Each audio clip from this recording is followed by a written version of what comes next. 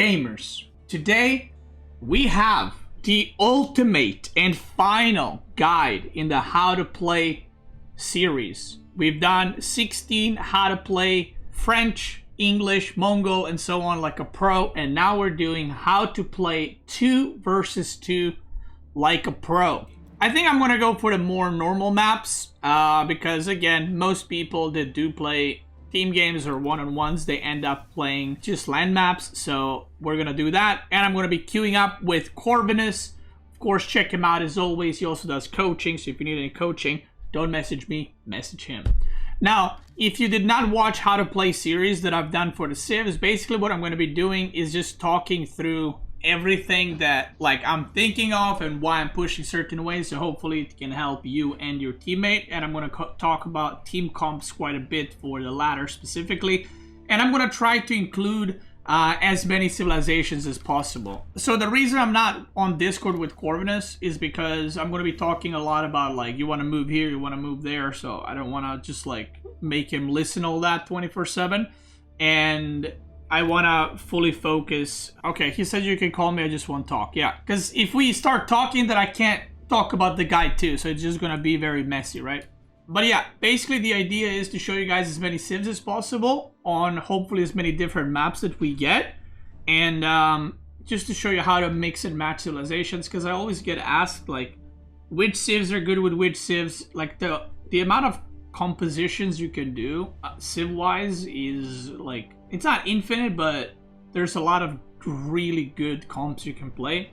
You just need to know what your role is when you play. So one of the things that is very important is no matter what civ you're playing, depending on what your ally is playing, you have to either assume the you're either going to be harassing, or you're going to be booming, or you're going to be, you know, teching fast. So for example, if your opponent is saying I'm HRE, I'm going to go fast castle, you cannot be like, okay, I'll go 3 TC, right? That does not work. You're going to lose. So if your ally is going fast castle, you need to help him protect his gold. If your ally is going for 2 TC, you need to, you know, help him secure his second TC wherever that is. And if your ally is going for second TC, another thing that's important is he won't be able to help you. So you also need to play a civ that you can handle your own stuff on your side of the map until your ally can come out with an advantage, if that makes sense.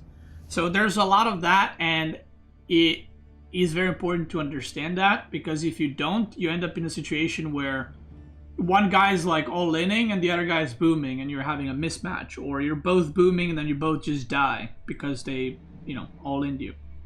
Let's go JD Biz, Corvinus. We're playing on Himayama. Let's get started. This is game number 1. Now, Himayama, whenever you play on a map, you need to identify for 2v2s, 3v3s as well. 4v4 is like whatever, you can play anything, it doesn't matter. But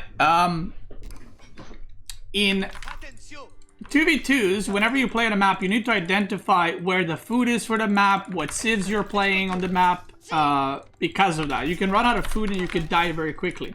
So, very good choice for maps like Himayama or Dry Arabia, which is like, you know, open map. Very good choice to do is to do a knight civ plus an archer civ. That is the most basic, you know, team comps that you can do. And the reason you do those civs is because, well, it's a very open map. There's a lot of space you can harass. The knights are very good on this map. So that's why you go for a knight civ and you go for an archer civ to kind of support you. So, for example, you can play JD English, you can play JD Delhi, you can play French Delhi, French Biz, French English. All those civs are very good. You can also play Rus as a knight civ. It's a little bit slow compared to French and JD, but you know, you can do that. Now, the best knight civ right now in team games is French by far, and JD is second best. The problem is when you play JD into French, French is just a little bit faster and always has more knights, so then JD is worse in that matchup, but JD is more than fine in every other matchup. And it's not like it's an auto loss, it's just not a matchup you want necessarily. So, in general, whenever you play Himayama, Dry Arabia maps like that, you want to team up a knight civ with an archer civ. So knight civs are, you have like a knight civ, you have archer civ, you have boom civ, castle rush civs, and you have like a what we call flex civs. Flex civs is, for example, Mongol and Delhi. What does that mean? Mongol can be a knight civ with Keshiks, or it can be an archer civ. So it's a flex, right? You can pick Mongol, and your ally can go either French. So Mongol French is good. You can go French knights plus archers, or you can go Mongol plus English, where Mongol goes straight Keshik and English goes longbows. So as long as you pair up a cavalry civ to archer civ, you will be more than okay. And there's so many combos. So I'll try to list some of the civs right now. So so you have knight civs, French, JD, Rus, Mongol with Keshiks, and actually Delhi is also considered a knight civ as a cavalry civ, because Delhi opens a lot of Gazi raiders and then goes mass spearmen, which effectively does the same job as the knight civ, which is to roam around the map, but they also have spearmen to accompany against the enemy knights. I'm trying to think if there's any other civ, but I don't think so. Then archer civs, you have again a lot of options. You have Mongol as a flex civ, you have Delhi, which is actually pretty good as an archer civ. You have English, you have Byzantine. Rus can be played as an archer civ as well because they get extra wood. Trying to think.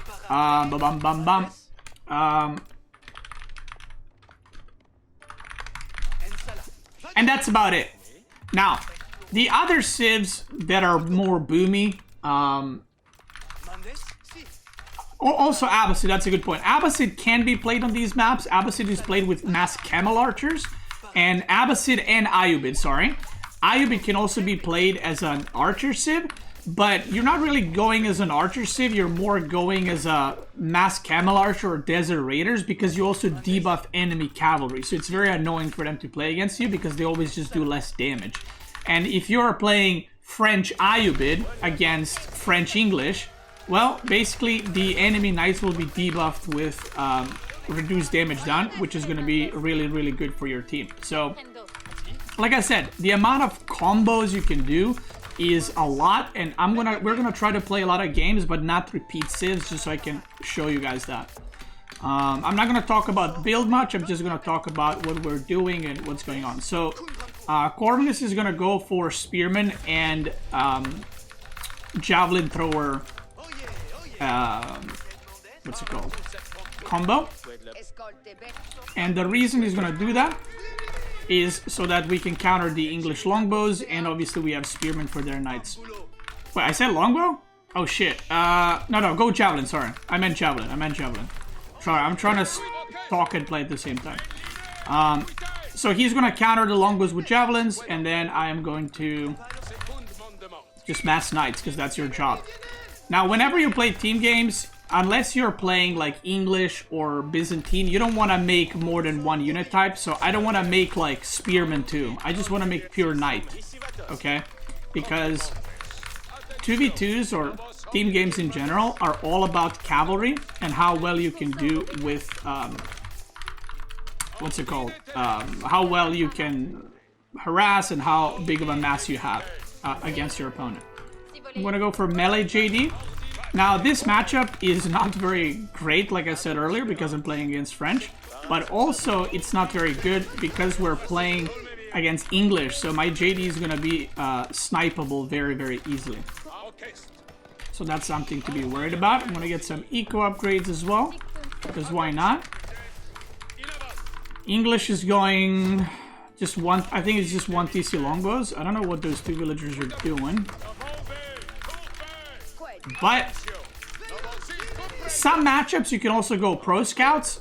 I cannot in this matchup. French could, because he has an advantage over me, so he could go pro scouts, and it's very, very good because you can get a lot of food.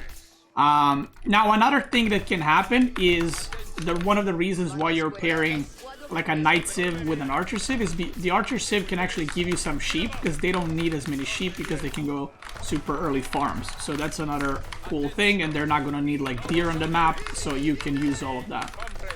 which is very, very nice. This guy's trying to make a tower on his berries. So right now, because the way Himayama spawns, it's kind of like a 1v1 on both sides. You can see that I can't push because he has more knights, right?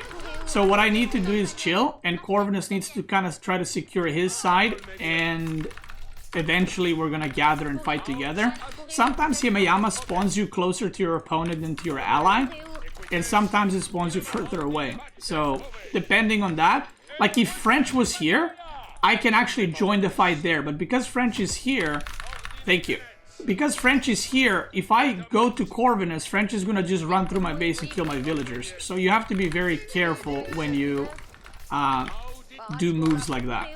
So for now, we're just gonna wait, and basically they can play against one another more aggro. We can't really do anything right now, but if at any point French or me make a mistake and the other one joins up, the game can simply end very, very quickly.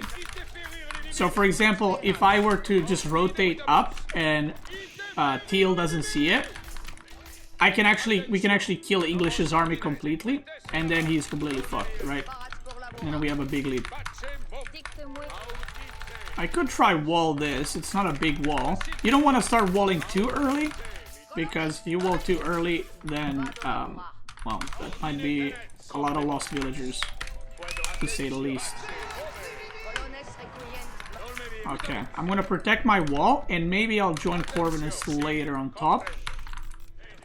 Another thing you can do, Corvinus, can you send me 5 spears? So this is another thing you can do. Send me 5-6 spears, and we're gonna push on his gold. So I'm gonna tell him to just stay here, because English is playing longbows. He cannot help super fast. So what we're gonna do, he sends me spears, some spears, and we can push onto his gold and make this very, very uncomfortable for the French. And then, if English comes over, we can intercept them and mess up his army. Can you keep track of Purple's army as well? Just so we know where it is. One thing you need to be very careful with JD when you play Mass Knights, because she is obviously slow. So if you get caught, you might just lose her, and then, you know, you don't get experience. And yeah. Okay, so let's just push onto the gold. And one more thing is he should be running out of food soon. And because he's going to be running out of food soon, that opens up for possibility for us to do raiding all over the map. And basically around 10 minutes or maybe a little bit later, let's go. Just keep track of Purple's army. Basically, the longer the game goes, he needs to go out on the map. And once he does that... Oh, he's already on deer, I think. Or he's pro scouting. Okay, he's pro scouting. That's why he has less knights than me. So we're gonna go a bit hard now. You should move your whole army to me. I think the other guy is gonna join as well.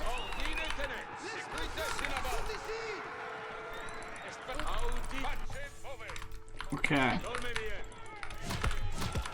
Yeah, just come this way. So now we're blocking his gold, and this is a big lead. We don't need to do anything. We can go for the tower.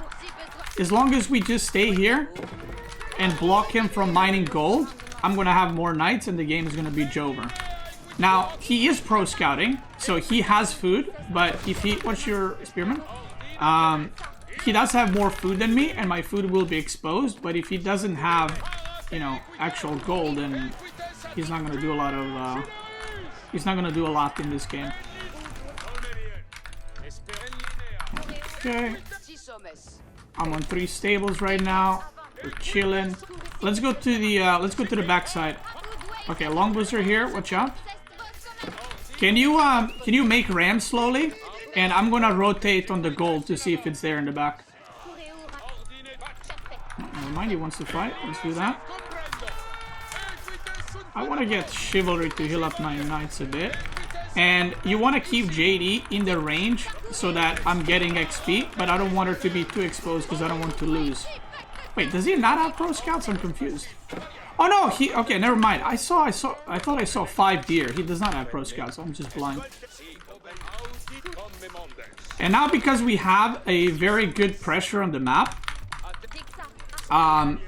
they're running out of food. He's on berries. I can go on deer, and he can't because he's kind of stuck. Right, he's stuck in his base. So you can see how he's protecting the bottom side, which means he's on the back gold. Let's torch this, and let's rotate around. So I'm just gonna go on deer because, like I said, if they can't afford to send any units over here, or sorry, on the deer pack, so I can just go for a big harassment. Okay. And now they're slowly losing the game. Let's go on the gold. Let's go here.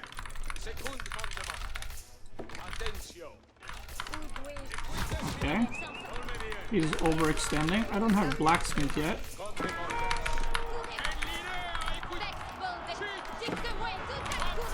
Now, as long as my JD doesn't get targeted, it's fine.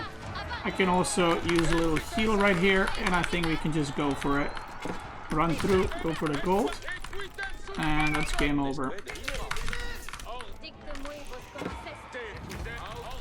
That's it. GG. So that was a very, like, textbook, high level, like, 2v2, and how to control the map. So just because Corvinus sent some spearmen, that pretty much decided the game, right? I think, I don't know if English went to this or not. But basically another thing we could have done, so the reason I told Corvinus to keep track of his army, so one thing we could have done is we move here, right? Attack his gold because it's a forward gold. English sees this, moves over, and you can actually intercept the English army and kill his whole army while French is trying to catch up. So the infantry player is the weaker player in terms of like mobility. The knight player is weaker in terms of getting attacked, because if you attack the archer civ player, it's not that big of a deal because they usually have farms. They don't really care about the gold. What about booming in 2v2? Well, if you want to win in team games, you would rather not go for booming. Now, you can go for boom, I'll show you, but unless you're more experienced player, I would probably not advise it, because I think aggression is really good in 2v2s, but we're going to do some boom strats too. But the strat is basically not for both of us to boom. It's for one of us to do it and the other one to basically protect you / put pressure on the opponents. Is it okay to go both same civs? I mean, sure. Like, I won't do it, but you can do it. Do these rules apply for 3v3 and 4v4? Rule of thumb for 3v3, we did play a 3v3 tournament back in the day. Or maybe a year and a half, 2 years ago, and we won it. Me, Marine Lord, and Demo.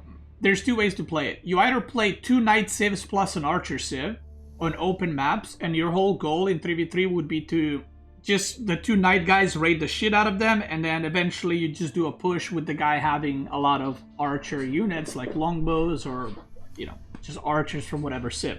You can do that, or you can do one person goes knight civ, one person goes archer civ, and one person goes boom. So the goal is, while the archer guy and the knight guy are putting pressure, the guy that's booming is getting ahead, right? So for example, combos in 3v3 would be Rus French, English, French JD, Byzantine, French JD, Delhi, right? Would be pretty good. Or if you want to play the boom variation, you can go one of the knight civs plus one of the archer civs plus Abbasid, and Abbasid goes like 3 TC. Or you can go archer civ, knight civ, and you can go HRE that rushes castle, right? So you have to have some kind of plan there. Like, you cannot pick Mongol and then your 2 allies are China and Jushi. It's like, you can, but it's not very good. Like, you have to somewhat plan your next move. Obviously, if you play solo queue, like if you're queuing for the games alone, your allies, you know, they're gonna play what they want to play. But if you're playing pre-made team games, then you should have some kind of plan in mind. I think the most common mistake that I see in team games is like people, like one guy doing one thing and the other guy doing completely other thing, and then one guy gets pushed and just dies. And that's because they're not on the same page in what they're doing. What category is Mali? Mali is in the boom. Like, Mali is a boom civ. So in the 2v2 tournament, Marine Lord and I have played Malian quite a few times, and you can play Malian is like Malian is an interesting one because it's obviously a very unique civ, but Malian is a flex boom civ. So what that means is Malian should always go for the cow boom, but you can play it in actually 3 different ways. You can play it as an archer civ, you can play it with javelin throwers to counter the archer civ, you can play with donzos, or you can play with sofa and scout, right? So there's a lot of ways to play Mali. Another reason why Mali is pretty good is Mali can do pro scouts for pretty cheap against the enemy, so that you can pro scout not only for yourself, but you can pro scout against against the opponent, but to also bring deer for your allies. So like Malian and French is very good, or Malian and JD, because you can pro scout deer to the knight civs, so that your ally has a big advantage over the enemy knight civ. Okay, Poggers, we got MSN. That should be a good matchup. Okay, Corvinus, can you go Mongol into Keshik? Or French? Just French is fine. Just French is fine, actually. So, I'm gonna show you the boom variation, okay? Good luck. So this is how you play, like something that your ally can pressure the enemy while you boom behind it, and then it's your job as the boom civ to carry, okay? Oh my god, it's a mirror. No way. Okay, a bit unfortunate, but, you know, we'll play it. It's funny because I was actually going to say, let's go Mongol Malian, but then I changed it to this, and then we got a mirror. What are the chances of that? By the way, French Abbasid is one of the best combos that you can do in 2v2s, is because French is the best knight civ, and then Abbasid has camel archers, which are very strong, and they debuff the enemy cavalry. Now, no matter what civs you're playing, this is not like a must-have, but this is a very, very, very strong and good suggestion. No matter what comps you're playing, whether you're playing boom, archer, knight, whatever combo of those, always, always try to play a civ that does not need a lot of food / deer / sheep with a civ that needs a lot of food / deer / sheep, okay? It is very, very important. And the reason why it's important in this game, what I can do is I can say, okay, Corvinus, I'm going to give you some sheep so that you don't need to go out on the map, right? But I'll take your berries, right? So you can do a lot of stuff like that. You can, and it's very, very good. And you can 100% notice the difference whenever you're playing team games when you do stuff like this. If you're playing Byzantine Delhi or Byzantine Abbasid or Byzantine Ayubid, the Abbasid Ayubid Delhi can build the mill next to the Byzantine berries, so you can boost how many berries they have. So you can do a lot of stuff like that. That's what makes team games, you know? Okay, so you got in front of me, got some sheep. You're French versus French on your side, which I guess is good for us. So basically the way this matchup is going to play out, if the enemy team knows what they're doing, is next, okay? I'm going to go for as many theses as possible, and Abbasid will do the same, and the French player's job is to keep me, not safe necessarily, but to keep the other French player busy and potentially harass the Abbasid player. So that's Corvinus' job. Corvinus' job is not to boom, it's not to age up, it's not to, don't even think, you know, literally, just make knights and harass the enemy team. That's all he needs to do. And what I need to do is I need to boom well enough so that I can basically kill them both later on, right? And he needs to give me the space by harassing to do that. So that's how most of these boom plus civ combos work.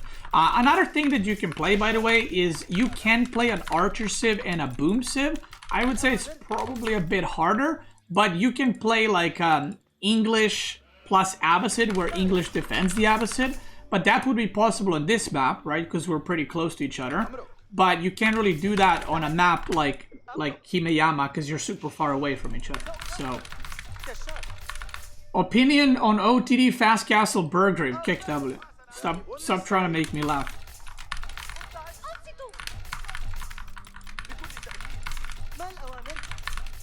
Okay.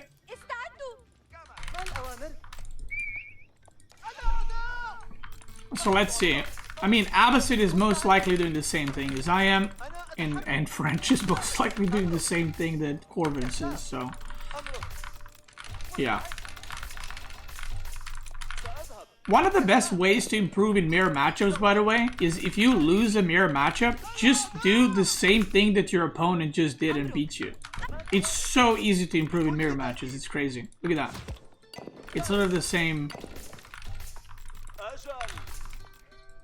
Back gold versus forward gold. Now this is pretty big advantage in this case for the enemy, because Corvinus is going to have a really hard time to harass the enemy gold, but they're going to have a pretty easy time harassing his gold. Now, what Corvinus should do is try to not commit too much to be like, I need to kill his gold workers, because this is so easy to protect. Look at this. Tiny wall. That's basically immune. So what Corvinus should do is either try to harass Abbasid or just defend himself and let the game kind of go on and let everyone boom, right?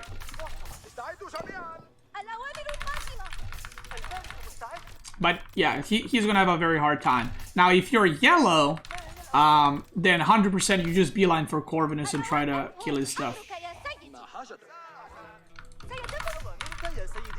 Okay.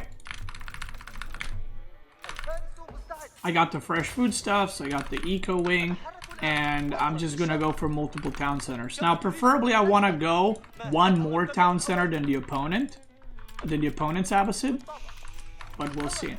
So what Corvinus is doing is he's trying to keep track of the enemy knights to his base while harassing the other side. So see, we're already doing alright. Now, I should have probably made my second TC on my stone first, but it is what it is. It is what it is. I'm just gonna check if I'm getting harassed. Like, my job again is to boom. It's not to worry about stuff. Like, I let Corvinus do his thing.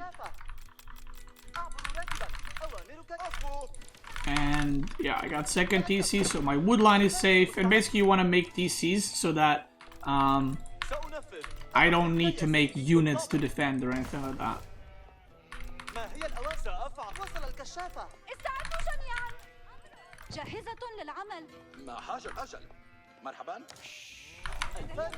I'm gonna get Golden Age 1 real quick, and then I'm gonna get 500 stone, and I'm gonna go 4 TCs Corvinus. I don't know how many TCs he's gotten, but I'll just go 4. We get that Golden Age in a second.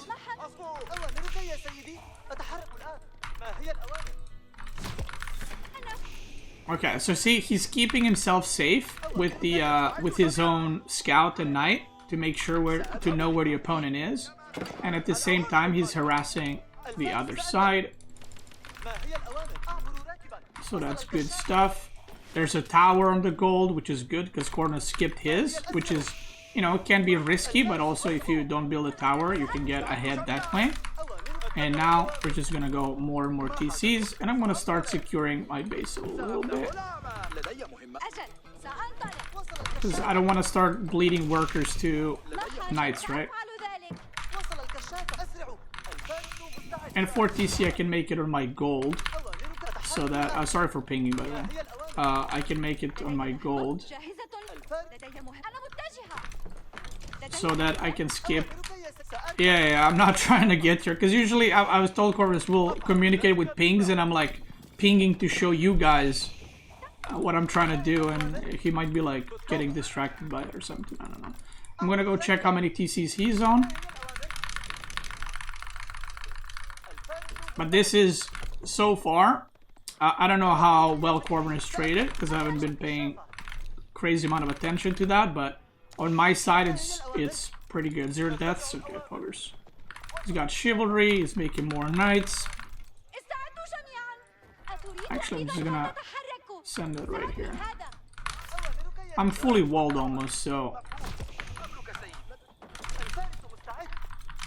I'm chilling. I'm gonna get some villagers on the gold. I'm gonna check how many TCs he is on. He only went on for 3 TCs total.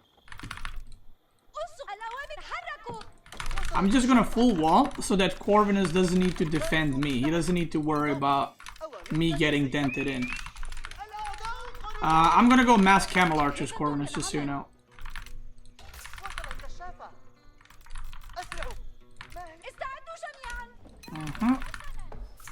And because I'm extra TC, I don't want to loosen the age up. So what I'm gonna do is I'm gonna skip all the upgrades, then age up, and then we're gonna do a big push together. So basically what I did is I'm 1 TC ahead compared to my opponent. So we're not the ones that need to do something, right? We're chilling.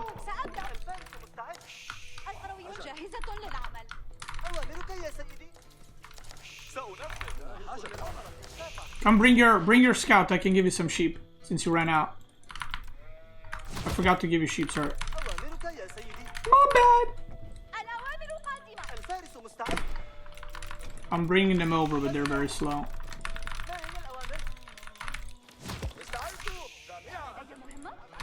Yeah, I mean, I mentioned earlier I'm gonna give him sheep, but I completely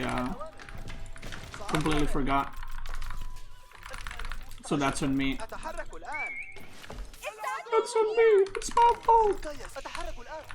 Okay, he should probably be aging up soon. I could go culture wing here. Military wing. He's going military wing. But I'm gonna go culture because I'm not gonna build infantry. This map is very, very open. So going for like a metric crap ton of camel archers is gonna do really well, and culture wing is gonna what's it called? Culture wing is just gonna give me even more eco boost basically.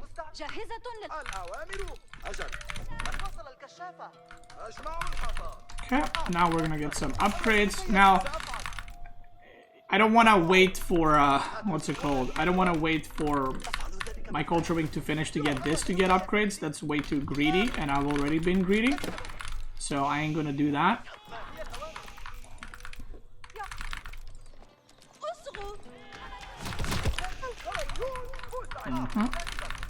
I'm gonna start my farm transition.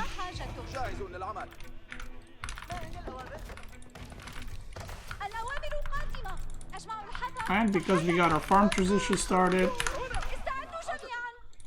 I'm gonna soon start making a crap ton of units. I could get some more on gold there.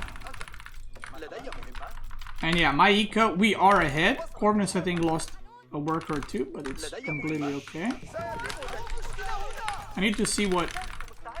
Oh, you didn't lose any knights. Yeah, that's good. I mean, if he has a knight advantage, he can actually fuck up the French pretty badly, because French and Corvinus are running out of resources soon. I'm gonna wall this side for you very soon as well, so that you can go there.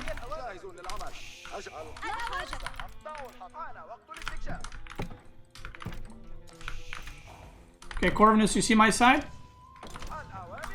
You can go there and just take all the food.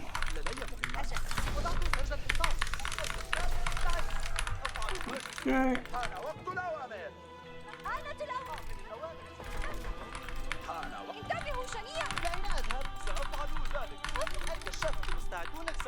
Let's see what he's doing. I'm so supply blocked. Or supply capped, whatever. Okay. I'm getting my upgrades, and I'm gonna be spamming a shit ton of units very, very soon. Need more production buildings. Yeah, I'm coming.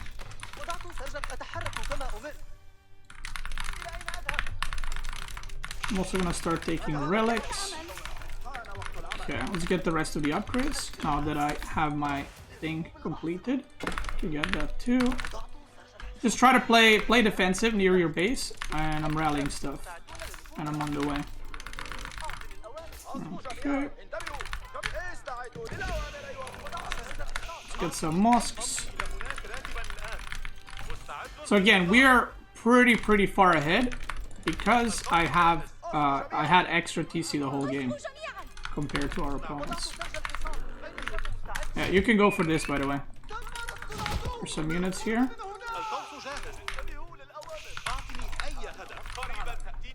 They're coming on my side.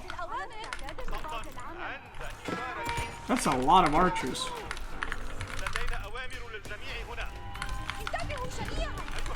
I get that.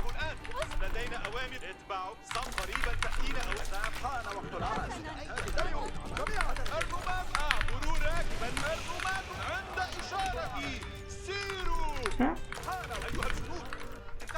Watch this. I'm gonna rotate. I mean, they're committing to this quite hard. That's nice for us. All we gotta do is hold.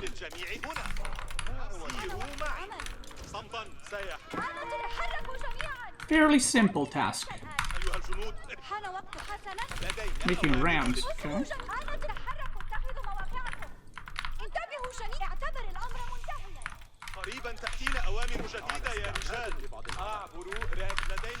So what we need to do is just break the knights. If we kill the knights, then they will...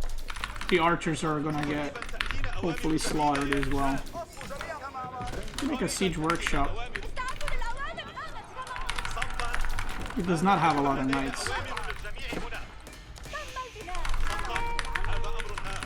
That's okay if we lose some stuff there. Don't worry about it. Just delay.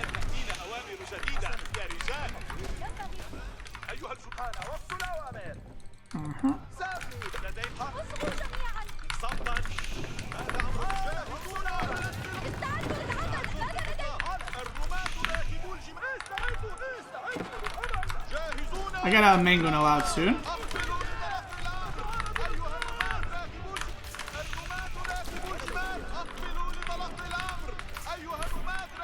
And then we should be able to fight a lot easier.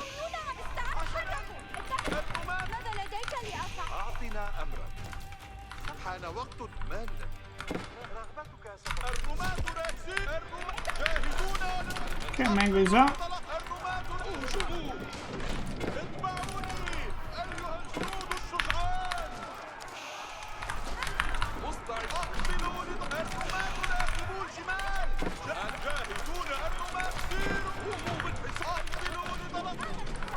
Can go kill these things, and I think we should be able to clean up.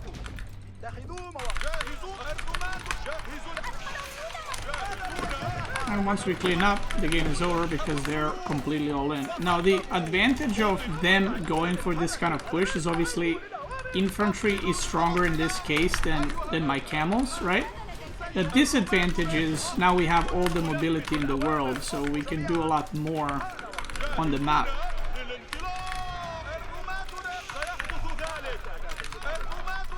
GG. So, the reason we won this game, not because we had better comp, it's because we understood the game was happening, right? So I'm ahead on TC whole game. The relics were not disappearing on their side of the map. I'm pretty sure. I don't know if they took any now, but earlier they weren't. Yeah, there's no relics disappearing, or they didn't take any relics, which means they're super, super, super all in. So what this means now is when we push this back, and this is pretty much dead, the French has no knights, so I assume his eco obviously not very good. So what's going to happen is the moment this gets pushed back, the archer guy is so vulnerable, okay? Like so vulnerable, because Corvinus can literally go here with all the knights and I send one camel and I can harass the other side with my camels, because camel archers upgraded to castle, they can kill the feudal knights. And then the Abbasid guy is just going to chase around units and not be able to catch anything, and the game just kind of snowballs, which is why they left, okay? Because someone might be like, why did they leave? Wasn't that premature? It was not. That was a very good time to leave. The only thing we would be doing is wasting time, because it would not be working out too well. You can see, even though he has more units than the rest of us, the French players are both basically dead with units. So they both did what they were supposed to, which is protect the Abbasids. And then it turns, like I said, early game is French versus French while we were playing PvE basically. And then later on, it becomes Abbasid versus Abbasid. I'm not sure what his upgrades were like. He didn't have +2 range armor. I had every military upgrade, and I had camel upgrade, and I had all eco upgrades tier 2 as well, and I had more villagers, right? So if we look at the economy, you can see that his farm transition is probably, he had less farms because he doesn't need as many to produce archers. Now I was actually surprised that he's committing to mass archer, because that's like, again, it's a very all-in attempt in this specific case. But if he went for camel archers himself, then they wouldn't be able to kill us. But I'm still 1 TC ahead. Emerson says, I feel like the extra TC is not worth the 1 minute delayed age up. What do you think?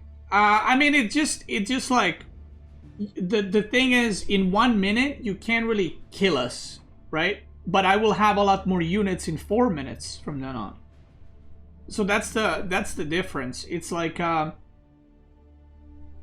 in those specific combos, the only thing that camels really do initially is debuff the cavalry. Like, you need like 5 to 10 camels to start actually making a difference in the mass knight fights there. Also, another thing I could have done, by the way, if their gold was forward.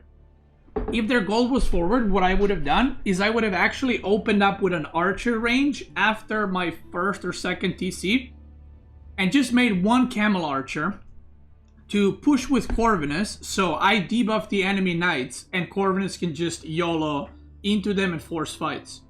Because that would be really bad for the French player, right? So again, it's like whenever you play, you gotta use your Civ for what it's supposed to be doing, or for what the Civ goal is. We're getting sniped now. Let's go. I'll go Rus, and you go. I don't know. What do you think would be good? I'll go Fast Castle, and we could test the relics and sacred sites.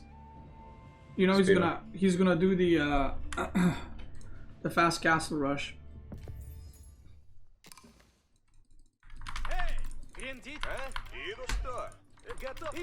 All right, let's get started.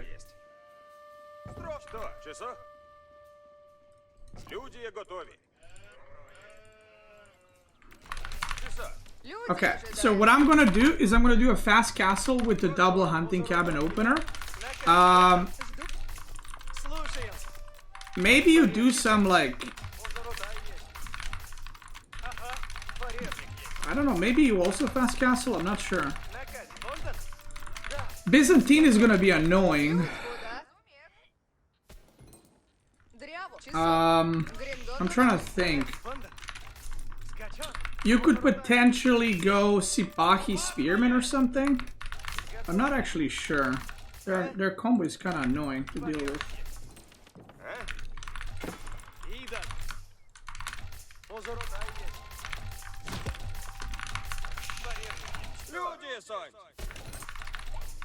But I'll do horse archers, so you just do whatever, like Sipahi, Spearman, Janissary, something like that. And before that, whatever you think is going to be good, go for that. Okay. So this is a very good Rus map, and it's a very good Castle Rush map as well. So what I'll... he got so many sheep. So what I'm going to do is I'm going to try to get fast age up. And try to contest relics, take sacred side, and go horse archers as well. Go like mass horse archer. And see what I can do with that. Yeah, I got no sheep either, so that's cool. Cool stuff. I got 2 sheep actually, which I should take home because I'm gonna run out. I think all the sheep were in the middle because I went to the sides.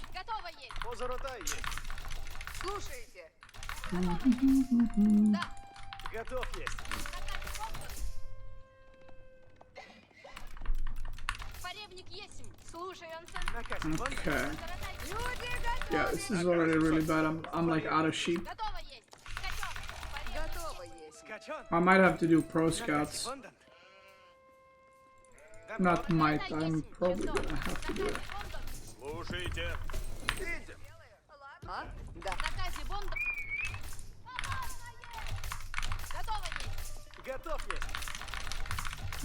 Okay.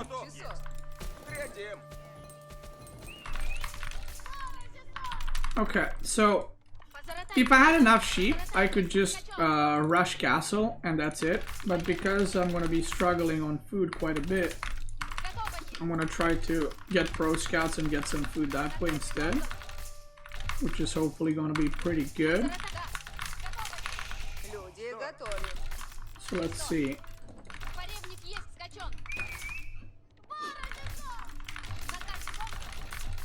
I guess you should fast castle too, right? I don't know. I'm not sure.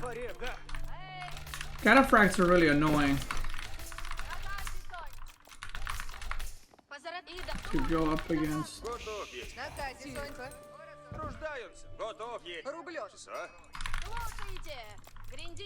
Let's go. I got another sheep.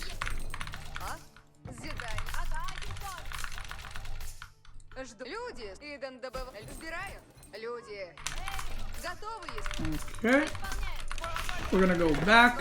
And Byzantine is probably gonna just put pressure on us. And on the other side, or sorry, Byzantine is probably gonna just go Keshex, put some pressure, and Ayubid, I'm not sure. Ayubid can go a few different things. I'm not really sure what the plan is gonna be there.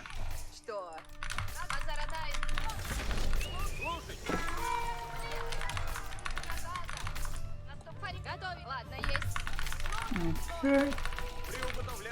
Pro scouting soon. Soon TM.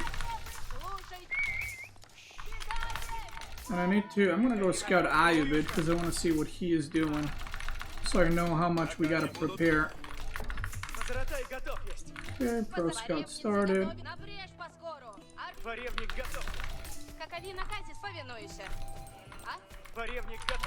Let's see. Yeah, I'm already out of sheep. That is bad. Alright, let's see. Ayubid is Eco-Wing Deserators.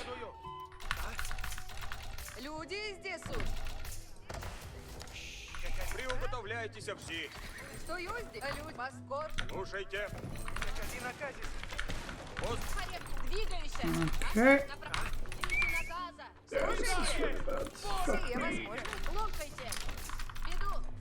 That is a really bad, guys. But we gonna try our best.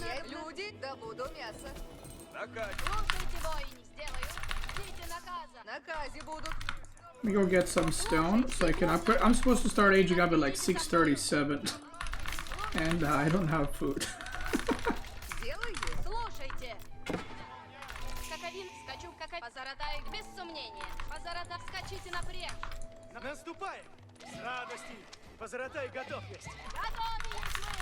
Okay, pro scouting beginning. Pro scouting engaged.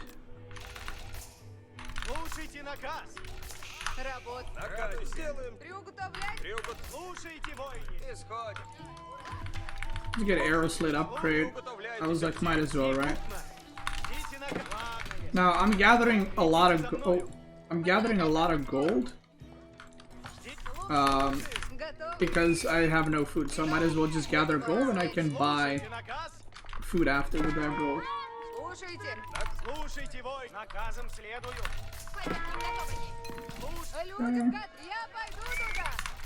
I'll do some pro scouting on this side.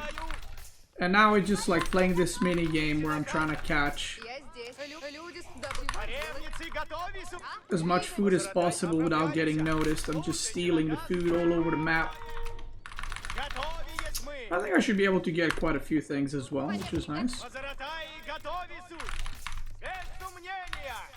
Nice, I lost the camel there. Keshiks are coming, but I have arrow slits here.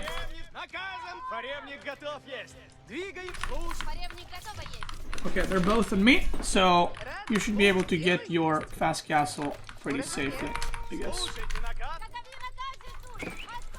Okay.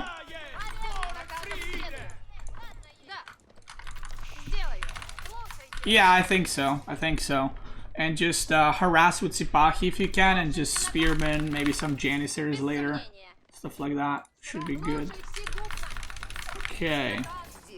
My age up is very delayed, but we're getting there, guys. Now, I want to build my landmark here, but obviously I can't because there's a lot of units in front of our base. So, it is what it is.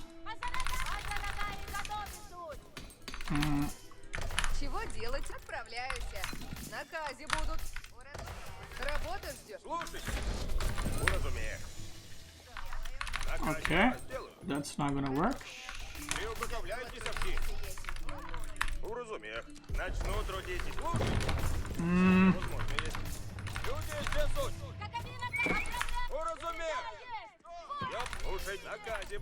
I really want to go for this age up because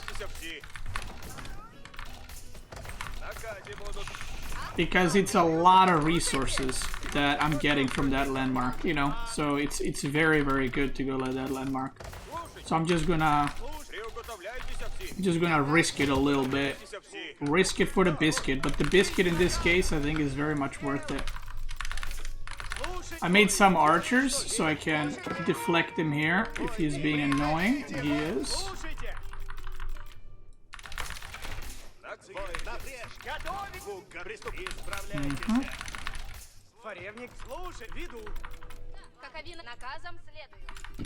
Let's get more deer.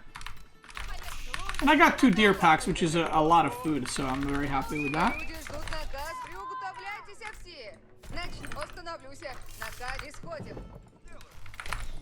We want a lot of production buildings. Horse archer spam is very good. It's not that good against cataphracts, but you know, it's 2v2, so Corbin is gonna have some units too, so it should be good.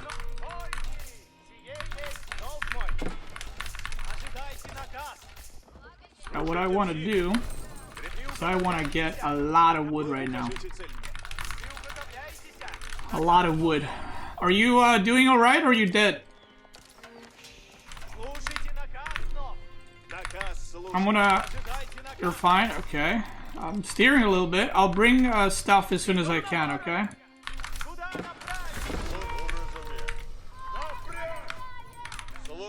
I'm bringing stuff already. Just hold on, brother.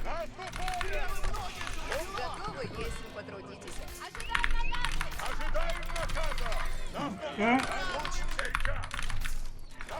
Okay, doesn't look fine, but I'm coming. Just try to get away, I'm coming.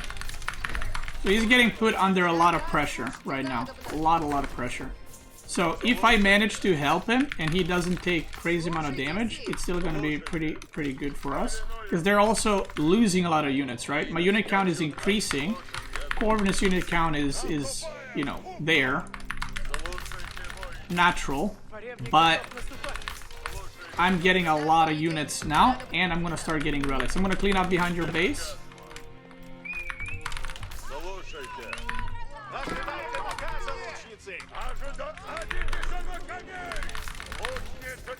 Go. Oh, you have a garrison crossbow? Okay.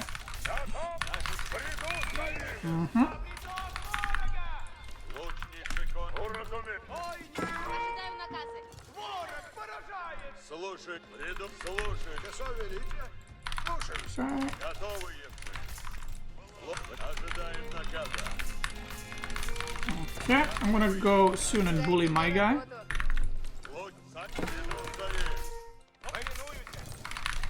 Now, we'll see, I might switch to Spearman or something. Oh, coming again.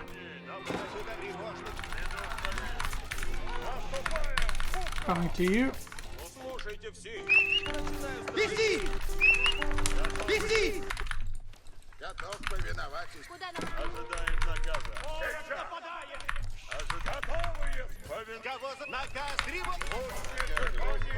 Again, this game is a little bit rough, I think, for both of us, just because of how the game started.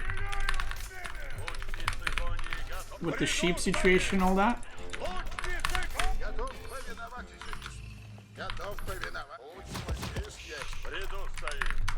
Are you okay to leave you? Or do you still need me to stay there? Okay.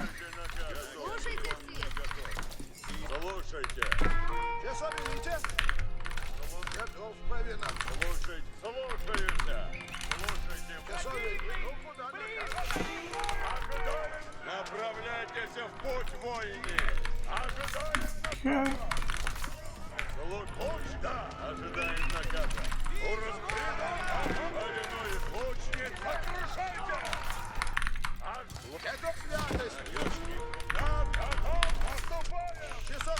It's alright. Yeah, I think you just go Spearman, Janissary would be really good here, because they're just committing to full cap. I should actually also make what's it called? I should make some spearmen too.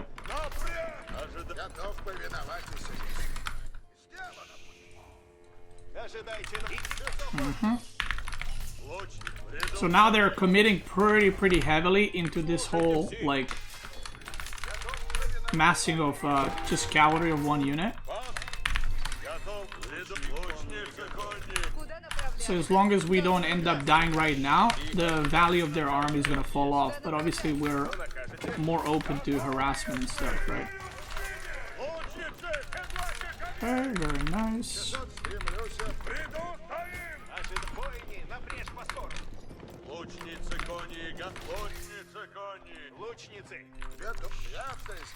I don't think I can get this relic out, so I might just go do a YOLO WOLOLO. I'm coming to you. Coming, on my way.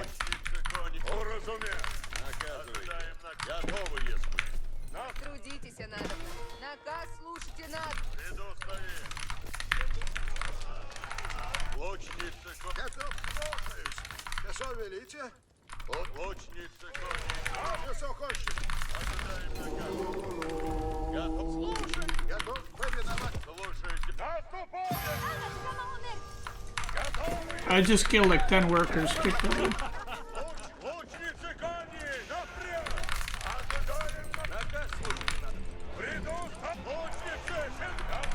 Okay, well we're back into the game, I guess. How many villagers did you lose? 0? Okay, yeah, then this should be a win. So this was a lot of pressure. I got the sacred side on the middle. Yeah, just go full Janissary Spearmen. They're super committing to this, so we're chilling. Oh, yeah, these villagers, I mean, I'm probably gonna lose them, but it's fine, right? They ain't mine. Okay, let's push Byzantine on that side.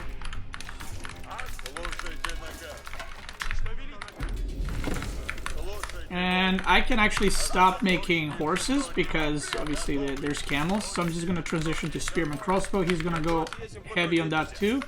And we should be in a really good spot. What I can do, because I have Golden Gate, I can just quickly buy a TC. Which is one of the great things about Rus in team games. If you're going Golden Gate at least. I can just buy a TC. And we go from there.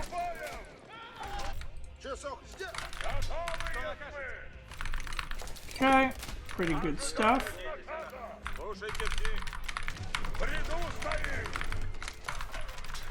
Oh, I see, yeah, we're gonna have to break through there. I'm gonna push my guy at the same time, and we push there. Break that. And we're chilling. I'm gonna place keep on the middle. So right now, because the way the game is playing out, we might go for sacred sites. So I'm just gonna start preparing that victory condition for both of us. Coming, sorry.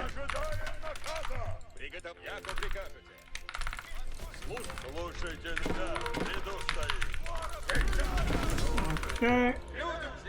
Get some harassment here, that's fine.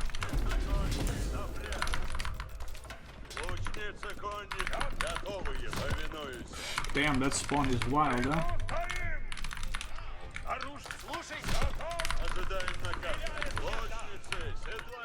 Okay. Yeah, I'm getting a big army. So we could also. Oh shit! I didn't see the sacred site. That's not bad. What's here? We should go back. Go back. Just kite and go back.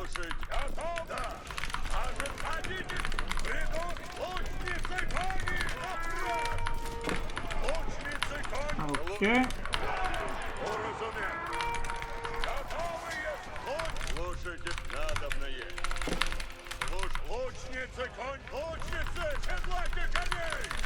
Now, the good thing about horse archers is I can keep them alive for a good amount of time. So, if you micro them well, they will give you like a lot of value, right? So that's very nice. I'm gonna retake the sacred site on the middle.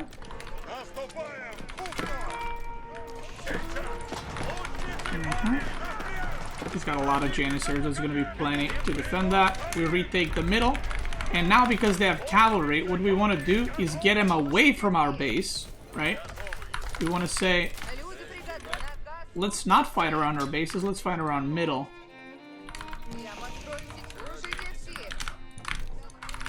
And on the middle, we got a keep. And cavalry doesn't do well against keeps. Last time I checked. Let's buy some wood because I'm pretty out of wood. Upgrade that tower. Upgrade that. My army is massive. Corvinus got bullied, so obviously I'm gonna have more army because I was left. I mean, I was bullied a bit in the start, but obviously he got attacked most of the game. Now, what I can do here is I can break. Ooh. Try to wall your side if you can. Yeah, you are. I can break this and then let my horse archers do some damage, you know, do some harassment all over the map. While we just kind of chill here. We don't need to commit. We are in a good spot. Their unit comp is kind of scuffed because it's just mass cavalry.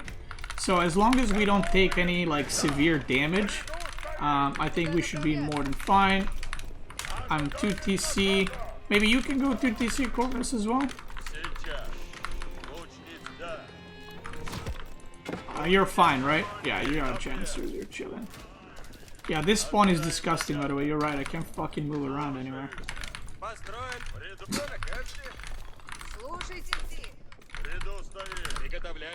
Now, because Corvinus is dealing with green there, what I can do is I can just say, you know what? Let me beat blue up, because I should have way more units than he does. So I can go push him a little bit. Can get the villager HP upgrade. That is not a big army from what I can see. Sacred side is in. If you need gold, by the way, just go middle, alright? It's secured. Blue has no gold, by the way. I just realized. They're trying to make a keep on the middle, but blue has no gold.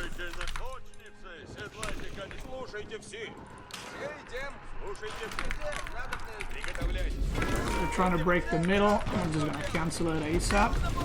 That ain't gonna work. They're gonna make a keep. Let's go middle with everything.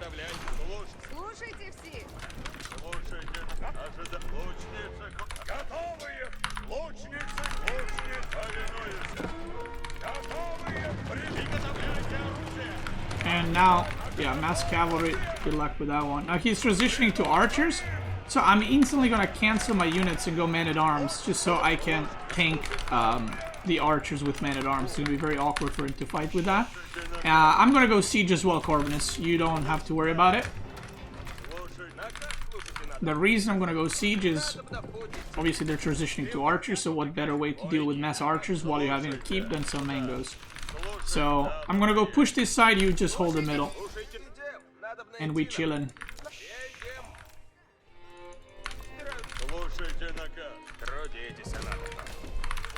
And we're gonna get boiling oil. Let's get some. Actually, I'm just gonna go a lot of men-at-arms here. We can send horse archers to do harassment. Let's make a keep there. I'm pop capped, so I can go and waste these for to just trade out basically. How much gold am I getting? 208 from this. That's pretty good. I can just suicide these and trade for a lot of eco. You're going back? Yeah, okay. I have a big army in the middle, so it's fine.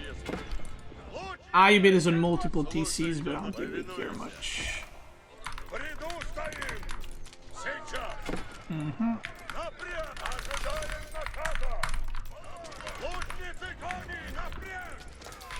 I'm gonna stop making units.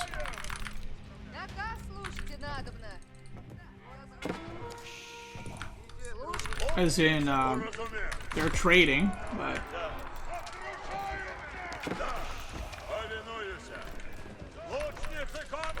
I don't think that matters too much.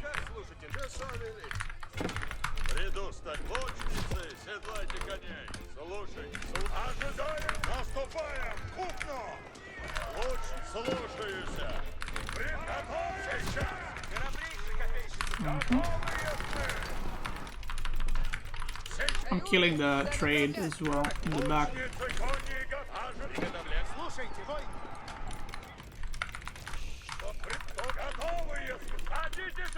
Okay, and now we just wait for the sacred side win basically to take down, because it's pretty over at this point.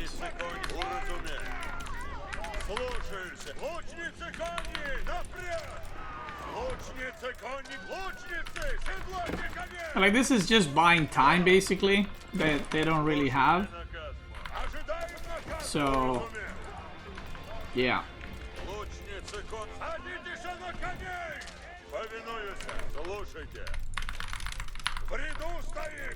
I can also go Spaskaya soon if I wanted to, but I don't need to. So I'm just gonna go for the siege landmark. Let's kill the villagers. And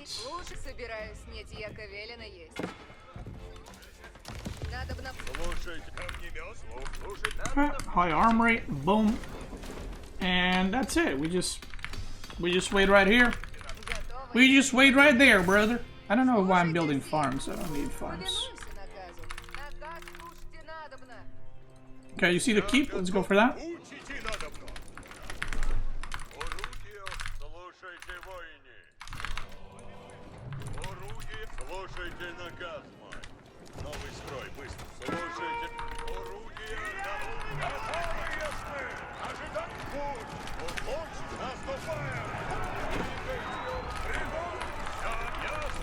Okay, very nice. Good engage. He got a really shit engage. Mangoes are gonna do some work here. And that should be it. They're trying to build a keep so they can break our keeps, but it is pretty much over. And I'm getting the mangonel upgrade so that we can hold this without a problem. But yeah, that was a pretty messy game, but King of the Hill is also a pretty weird game. I would suggest you guys to, if you're playing King of the Hill, there's two ways to play it. There's the normal way, and you can just chill and boom and whatever. But Rus is probably the best civ on this map, because hunting cabins give you a lot of gold. Look at this, 32 gold per minute, 30 gold per minute. And you can go for a lot of hunting cabins. Horse archers are very good on that map. Not against their civs, because horse archers are not good against cataphracts or camel lancers. But, you know, it worked out. It's a lot better against other civs. Now, you can also go Delhi here. You can go HRE. You can go OTD and go like fast castle and try to capture this. Or with Delhi, you capture it in feudal. So, you can play it a lot of different ways. And Corbin is held like a Chad, so. Yeah, he didn't lose a lot. Like, his economy was also obviously worse than others. But if you look at, so his villager count was pretty stunted, and I lost, where did I even lose these villagers? I don't remember. But I lost villagers somewhere here, right? But if you look at military, I haven't lost any units in all the trades, or like very few units that I've lost. So basically, Corvin has traded his units for theirs. They kept YOLOing into his base, but didn't actually kill any villagers, or they didn't kill enough. And then at the end, they just don't have any army left, so. Oh yeah, it's the, you're right. It's the converted villagers that I lost. But it didn't show spike up, did it? Or am I blind? Wait, that's so weird. Wait, that's weird. Oh, it's a bug. Okay, yeah, so, okay, so this is what happened. His villagers went to here, and mine went to here, right? So basically, when I lost those villagers, I went back to normal. So my eco is like this. His eco is like this. Basically, our ecos are reverse. Yeah, ecos are reverse. Basically, my line is the blue one, and his is the yellow one. Yeah, okay. Because I was like, wait, when did I lose workers? I was like, I don't remember losing workers. Alright. Ladies and gentlemen, for you gamers and YouTubers, it's still on the same video. For the Twitch dens, this is a whole new experience. Okay, well, I was gonna say you can, I'm playing with Corvinus again. Shout out for helping me out. And I was gonna say you can do a tower rush or something, but I guess not against these civs. But you can maybe, if you want, you can open like horsemen or something. If you want to harass their goal, but I don't even know if you can. Or just fucking age up. I don't know. It's up to you. Yeah, I know. It depends on the spawn. Okay, so we're playing on Gorge, where usually you go for fast castle or multiple TC play. Like sometimes you can go aggro, but it depends on the civ heavily. So I was gonna tell Corvinus to do like a Mongol tower rush on their gold or something, and then I go to town center. But because we have spawned where we spawned, or the civs that we're playing against, which is Rus in English, and you cannot tower rush, we're just gonna try to play a normal game. Where are they yapping? Okay, I don't know. Anyway, so the plan is I'm gonna go to town center and into longbows, and Corvinus, you can go maybe like Mass Keshik or something, and we keep them busy. So the idea here is whenever you play with Mongol, again, we can't do it against these civs, but if we played against literally any other civ in the game, he would have done a tower rush while I do to town center, and then I can go Mass Longbow and he can go Mass Keshik. From then on out, Mongol can also trade, but you don't want to usually both boom in team games. Like if I'm 2TC, he doesn't need to trade, he can, but you might be like, you know, being a bit too greedy, right? Because then you need to protect the whole map. So whenever you play with Mongol or English, doesn't matter if you play English French or Mongol French or whatever else, if Mongol wants to trade, the other guy should be making units so you guys can put pressure while the Mongol is getting value in trading.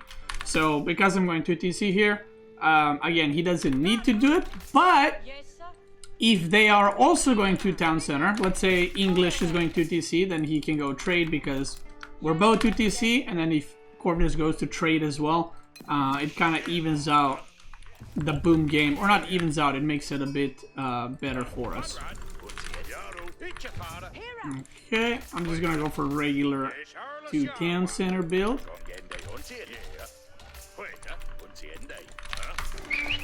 Hot take, guides actually improve the game. That is a hot take, that guides improve the game. No, they kill the games actually. Okay, so I'm gonna build Abbey. Whenever you play English, try to build Abbey, not like, I don't want to build it here, because that's a lot of walking time, but try to build it a bit forward so your ally can heal as well. And English can be paired with pretty much any civ in the game, to be fair, because it can act as a aggro civ, it can act as a boom civ, and it can act as a like a cuck civ, as in you're kind of defending your ally, right? So you can play it with Abbasid, where you defend Abbasid for Abbasid to go 2-3 TC. You can play with French, so you go full aggro, or you can just go 2 TC and play with pretty much any aggro civ to defend you. So it kind of works for everything. It's very flexible civ. Mongol is very similar to that. Like Mongol can go tower rush, put a lot of pressure. Obviously you don't want to play Mongol like 2 town center, but you can play Mongol like tower rush into like trade, or tower rush into just all-inning with Keshiks, or you know. And a Mongol can also be played as an archer civ and as a knight civ. So it all depends who you're matched up with. So these two civs, like I said, they're both very, very flexible, and if you play them, you can kind of match with whatever you want. And the reason I'm explaining this is a lot of people don't know what comps to play. Or like which comps are good. You don't need to know which exact comps are good. You just need to know how civs work and how you match civs, certain civs with other civs, if that makes sense. Okay. So now we want to see what they're doing. So this is Council Hall. This looks like pressure build, 9-8. And we'll see what Rus is going to do.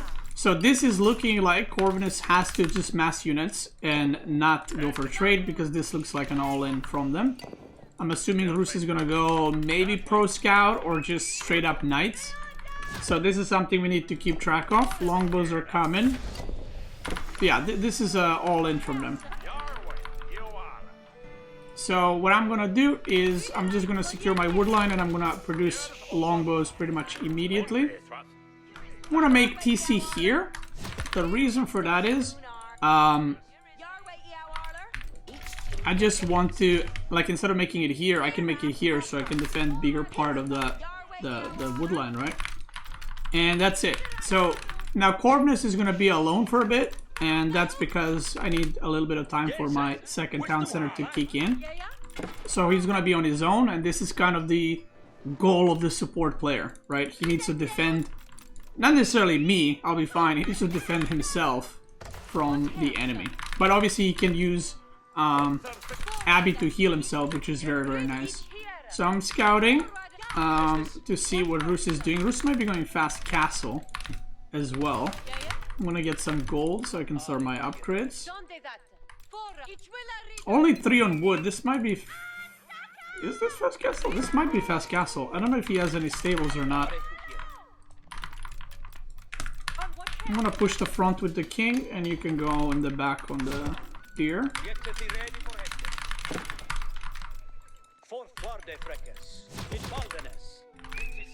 Okay, it is nice. I'm trying to find stables, but I can't. Okay, so you probably... Okay, we're trying to kill that.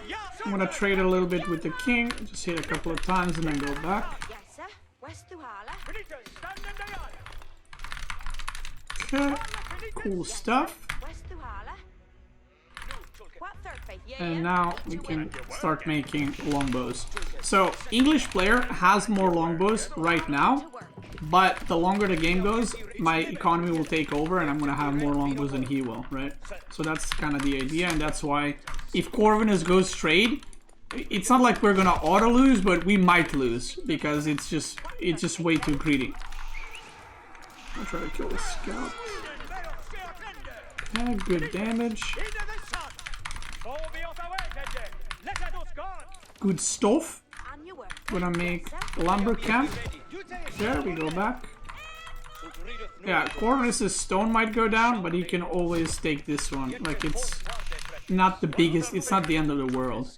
I don't have a lot of what's it called? I don't have a lot of food, so I'm gonna have to transition to farms pretty quickly so I wouldn't run out. So that might slow down my stuff a little bit, but I mean, it is what it is. That's the 2 TC. You gotta be ready for that. We're gonna get wood upgrade. I think you can just go pure knight. You don't need archers. So.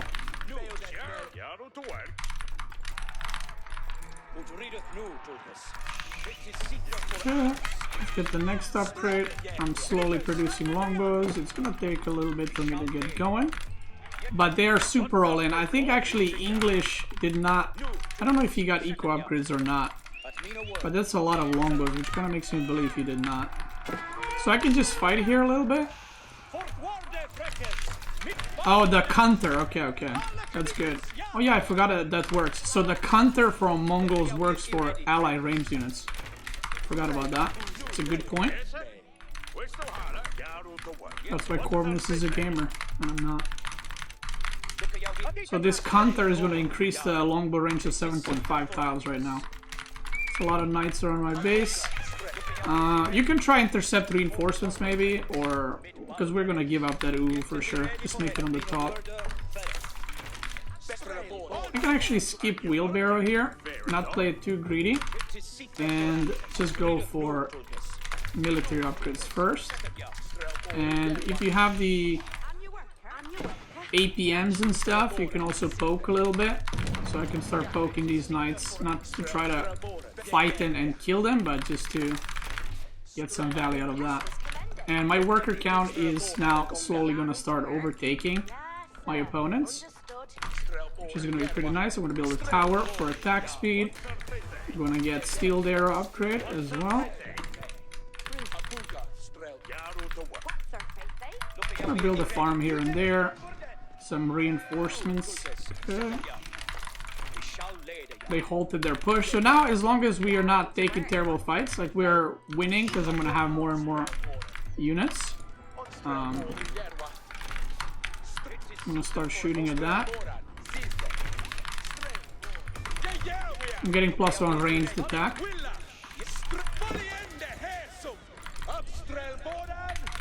You can get the top stone, by the way. And you can get berries, and you can get my berries too. Don't care for those.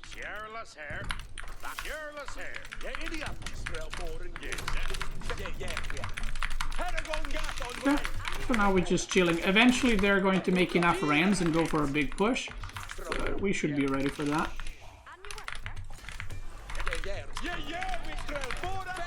Okay, I got a tower, which is really good for the attack speed.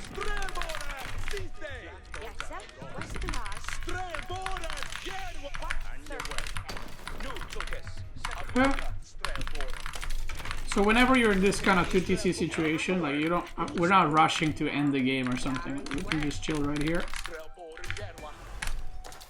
Let's just get siege engineering for later. Actually, now I'm gonna get mining upgrade.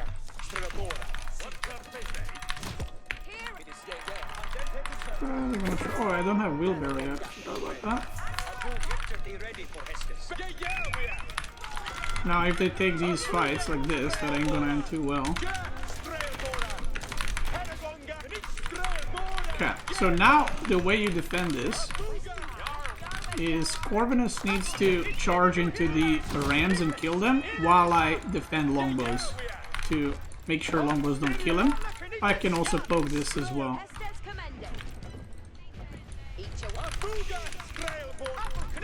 So again, we don't gotta panic, we can just chill right here. I can maybe do some poking. 27 longbows. I have more longbows right now. And again, I have a lot better eco, so this lead will only increase. So we don't need to worry. Now, as he goes in, I go in as well. And I just do damage to the units as much as I can. I have attack speed aura, which is pretty big. I'm gonna let my king maybe die. Now we can probably just kill him actually. Alright, just commit. I was gonna say we can just go back, but this fight went really well for us, so just mowed him down now and win the game.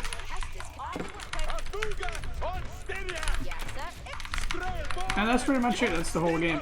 So again, if Corvinus went greedy too, it would have been potentially a problem to hold, but because he didn't, the game becomes a lot easier. And now, because I have way more eco than they do, or we have more eco, I guess, than they do,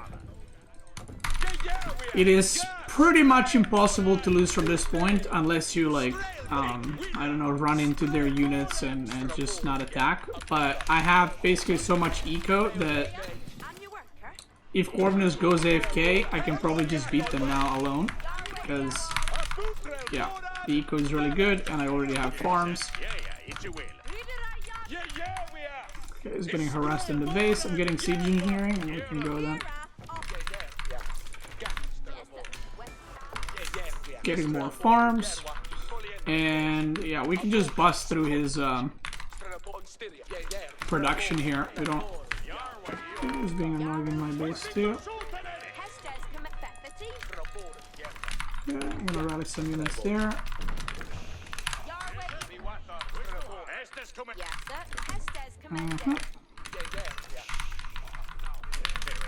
Oh, that's pretty much it. Now I should rally to gold because I want to age up slowly.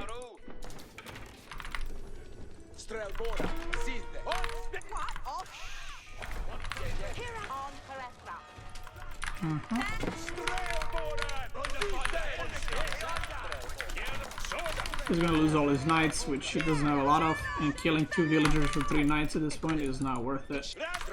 Now they gotta defend, so now we're doing the same thing they did to us, except they're not gonna hold this.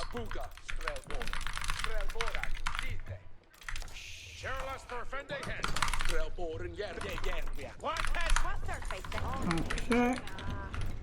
We're gonna just build another tower here. Alright, let's just commit full. Actually, I'm gonna make another ram. Oh, we can commit, fuck it, just go.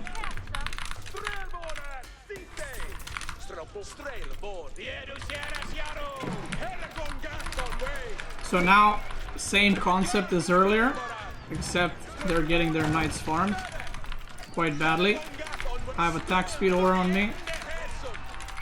Knights are out. And even though he's tanking and doing quite a bit of work. The sustain that we have versus the sustain they have is not going to work out for them in the end. So they cleared that up, but the amount of income we have is a lot higher. So I can just do this again because I'm about to start aging up in a second. That's fine.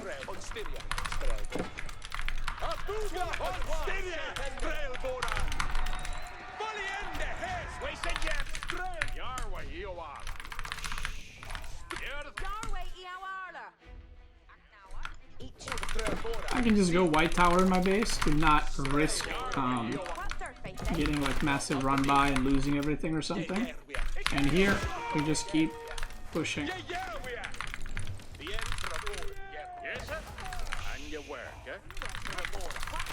And from here on out with English, when you play team games, if you just keep producing longbows right now, you can actually go Imperial very, very quickly after this.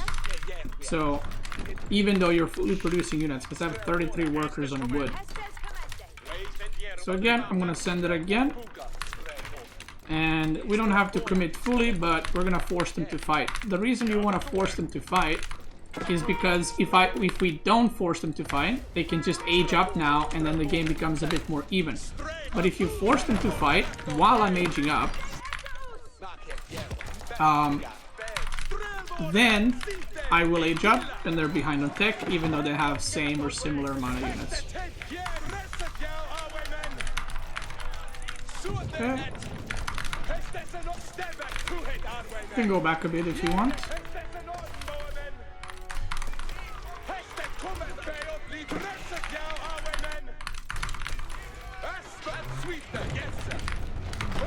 Kremlin goes down.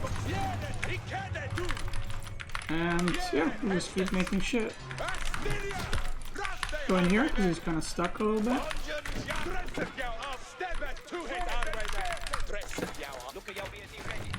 And look at that, all upgrades I'm getting.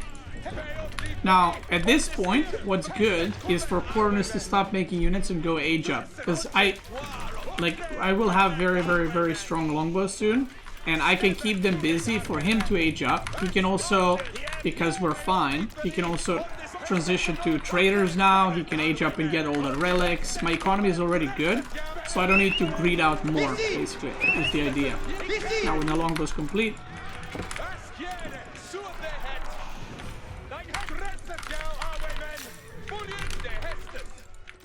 now the trades are going to become a lot worse for them with the new longbows. I can get some eco upgrades as well.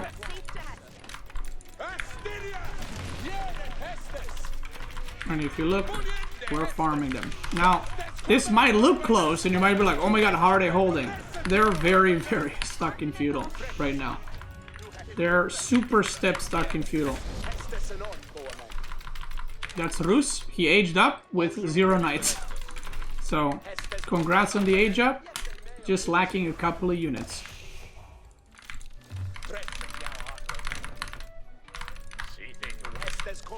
But this is one of those things, it's like, do you age up? Because you age up and then you have no units. It's like, why did you age up? Okay, I'll make a market for you.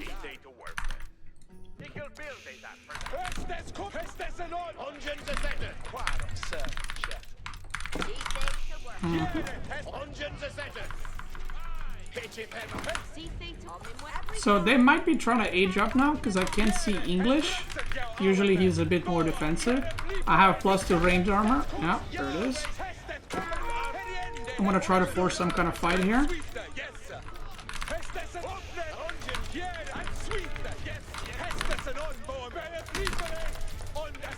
The counter is still with my units, so he's gonna give me the range a little bit.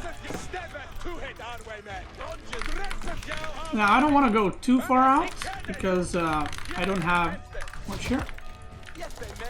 I don't have the tower range all the way there, but I can still trade from here. Okay, I made market for Corvinus, so you can trade there. I should go pull another worker just to make more towers. And soon we can, or I can age up again. Now, if if you're not feeling comfortable in the game in this position, you can go Berkshire and further like defend this. Or you can just go for Windguard Rangers, which are also very good. And Corvinus should now go and try find their gold, because they're not mining gold here. So they're mining it somewhere.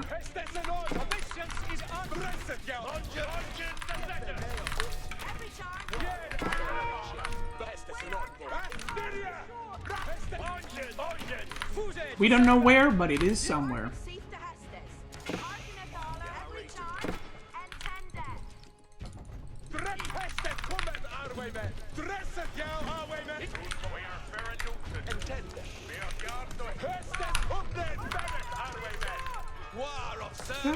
There we go.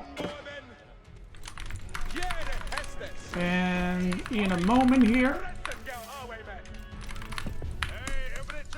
we can go Windguard. And again, because I boomed, I am very far ahead on economy compared to everyone in the game, which is obviously, needless to say, very good for us.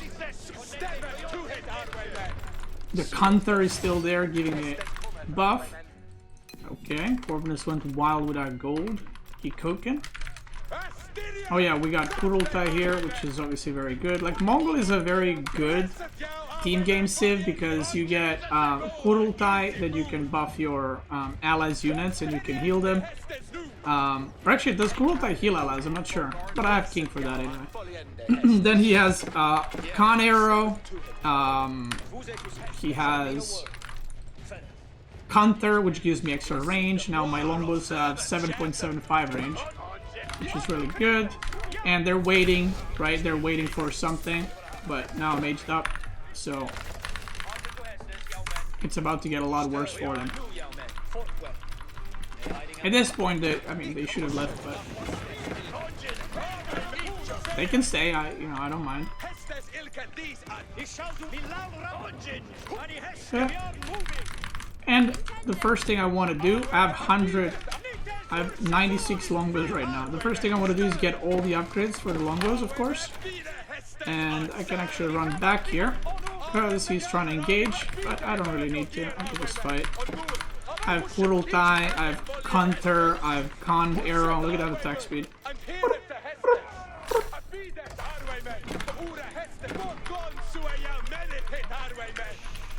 And yeah, my upgrades are still gonna finish. I made University, I'm gonna get Incendiary Arrows. I can go back into unit production again.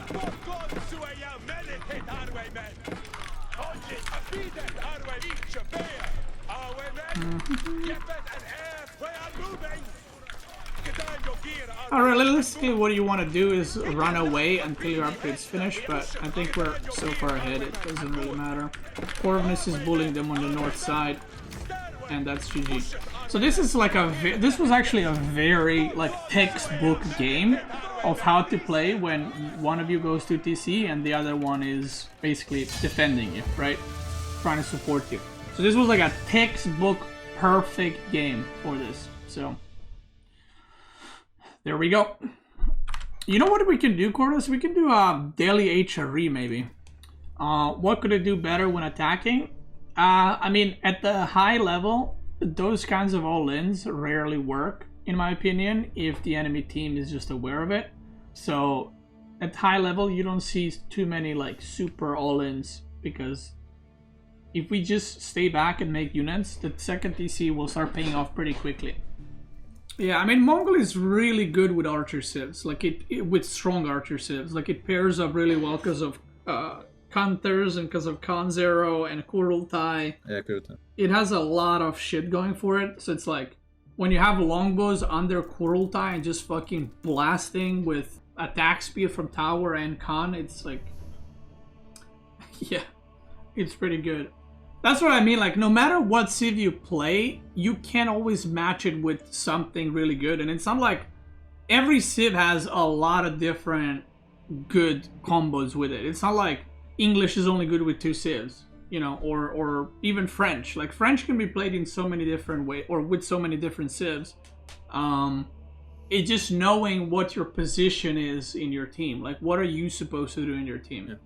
But also it can be like a backfire. Example that the enemy picks Mongol and you are playing on 2 civ that really requires to be on gold and it's really hard to protect yourself in the Dark Age. And let's say the enemy picks a Mongol or picks a Ottoman and just denies your gold. Yeah. I mean, there's a lot of, you know, you usually want to like, one civ should cover the other civ's weaknesses kind of thing. Yeah. What is best with China? China is not very good in 2v2s, but I would probably play China with, so in the previous team tournament, Marinlord and I, in the previous team tournament, which was like a year ago, that we won, we actually played a lot of China English. And the reason we played China English is because China can go 2 TC and English can stay on 1 TC and be fine on its own. And then also China is fine because China is Barbican. Yes, I played with the cock already. I'm 28 years old. Virgin Beastyqt. Thank you. So yeah, you can match up like that. Another civ that China could be good with is like Rus, because Rus can go Kremlin and it becomes a lot harder for the enemy to kind of punish either of those civs. But China could potentially be played with like French, you know. China can also be played as Castle Rush civ. So you can do a lot of things with civs that have multiple, or that are like flex, right? That can do multiple things. You can do a lot of things with. So here we'll show you a little bit of a more unique approach to 2v2s. Because most of the lower league 2v2s I feel like are like French, Abbasid, JD kind of vibes, you know. But we're gonna show you, I'm gonna go fast castle and he will go like mass units with pro scouts. So his job is to, if they boom, he will take the sacred sites and then we'll hold them together once I get castle. If they don't boom, if they attack, he's going to keep them busy until I age up. And he can also pro scout onto my deer. Or pro scout deer onto my chapel, is what I wanted to say. So we're playing on Socotra, which I actually played only, I think it's my second time playing Socotra. So we'll see how it goes. But Delhi is one of the very, very flexible civs in team games. And one of the reasons Delhi's played a lot at the high level is because you can go for pro scouts every game. No, it doesn't matter if you're playing stables or you're playing archer ranges. You can always go pro scouts and you can get like a really good amount of food for yourself or for your ally. And having safe food in team games is like super, super important. So it helps a lot. Like Delhi French is really good, Delhi JD is really good, Delhi English is really good, Delhi Mongol, Delhi HRE. Like you can do a lot of things with it. Or you can play with a boom civ and you go bully the enemy while your guy booms.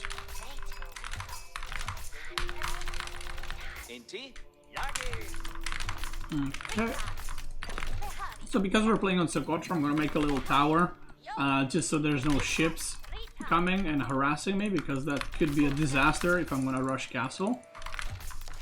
Another thing is, if you're playing castle rush civs, it's very good to pair them with civs that don't need, oh my god, it's good to pair them with civs that don't need a lot of sheep, or that go on berries, or that can go early farms. So like playing HRE, for example, a good civ to pair it with is English, because English can go early farm and then give you all their sheep.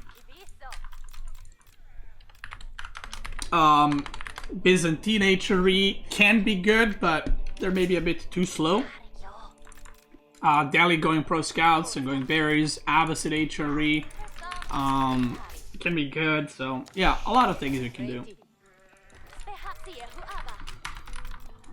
Okay, I'm gonna go scout. So now, once we got all the sheep scouting done, we want to go and see what they're doing. I'm gonna go for chapel here. I'm gonna use the chapel to get some wood and just put it in this spot so it kind of covers. Okay, we're gonna go get, actually, don't need to get stone yet. we're gonna chop some wood just to make a tower, and I'm going straight castle no matter what they do, right? Because I'm HRE and I don't give a fudge. 16 sheep, that is really good amount. Council hall. It looks like a push so far, but you never know. I mean, no stone mining. Check gold.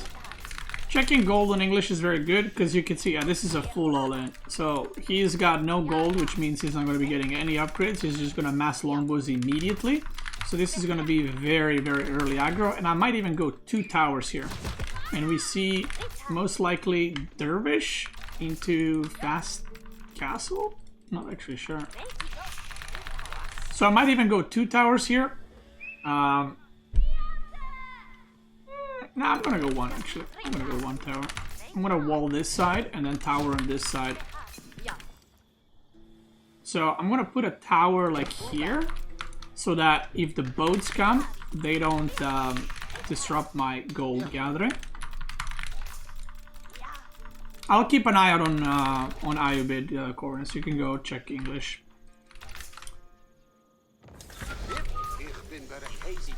Okay. I'm gonna make a wall there. The reason I'm making it there, not here, is because if I make it here, he's gonna harass me with longbows, and it's gonna be very annoying.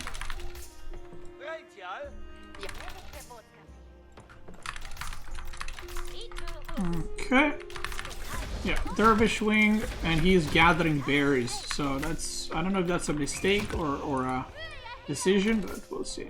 Okay, longbows are on the way. So Corvinus now is gonna go double stable. Desert Raider longbow, I guess.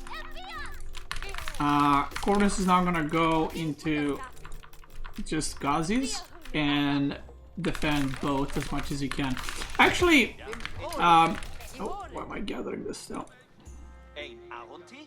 I was gonna say, Ghazis are actually not on the board. Ghazis are not bad into Desert Raiders if it's in small amounts, but if he has a lot of them, then it becomes a bit of a problem.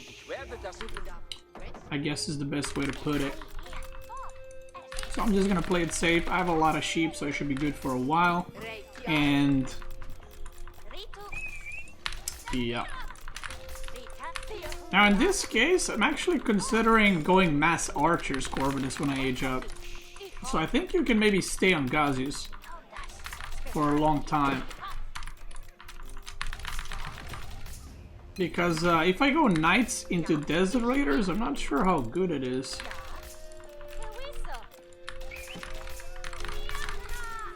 Like normally I would go knights once I age up, or men-at-arms, but Desert Raiders can just kite men-at-arms, so archers would be really good, I think.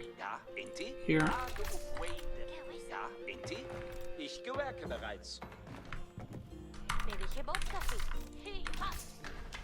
Okay, they're gonna push here. Don't think that's gonna work.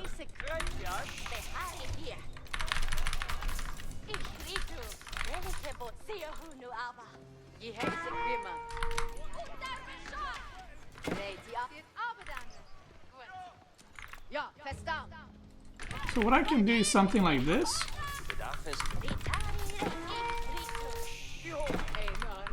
Okay.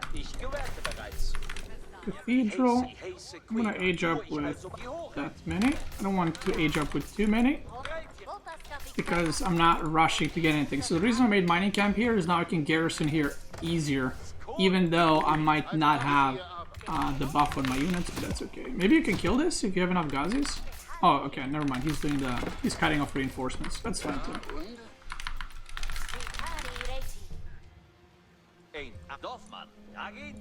So this might be like a counterintuitive to go archers here as HRE, but I think it's a really good and unique decision. Like I said, if I go knights, they're already countering with Desert Raiders. There's a chance English will go spearmen because it's expected for HRE to go knights. But sometimes you have to adjust to your ally, in this case Delhi, because he's going Ghazis, right? So that's completely okay.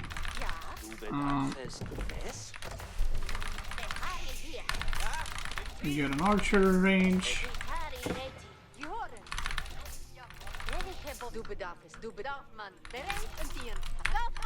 This archer will be pretty good if he dies. That will die. That's nice. And I'm gonna try to sneak in a relic or two while they're napping. And obviously, because it's Socotra, I don't have a lot of space, so I'm gonna build my blacksmith outside there. And I'm actually gonna go for oh, never mind.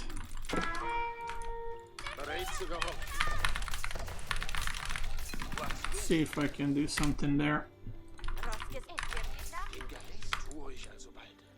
I'm gonna try to yoink these relics, but I'm not sure if I'll be able to. I guess we're gonna see very soon.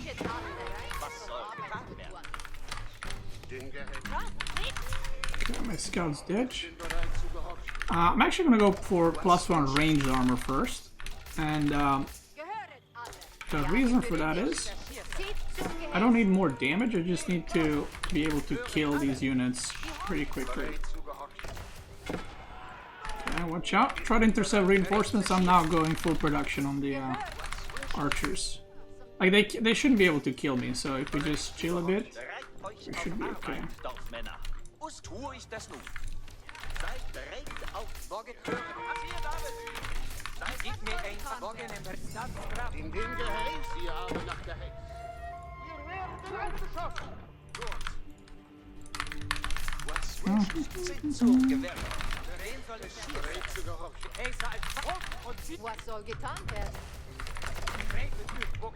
Okay, can you make a wall here? I'm coming to take the relic. Gonna emergency repair that.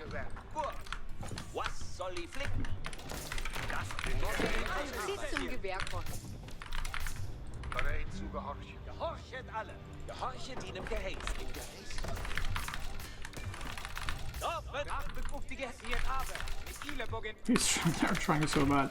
Yeah, corvus can now go like intercept reinforcements or deal with their food or whatever while I chill here.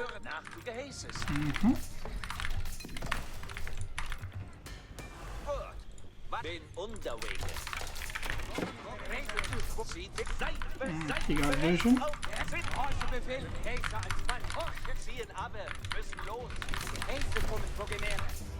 It's a bit annoying, but it is what it is.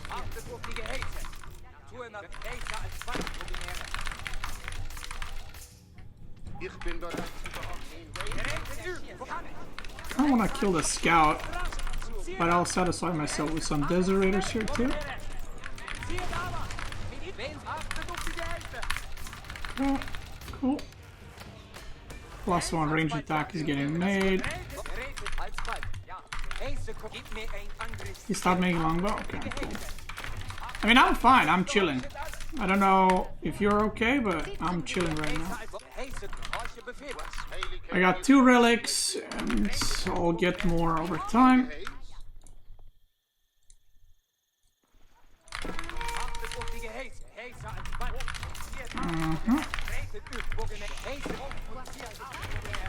I'm gonna get +2 range armor badly. Okay, there we go.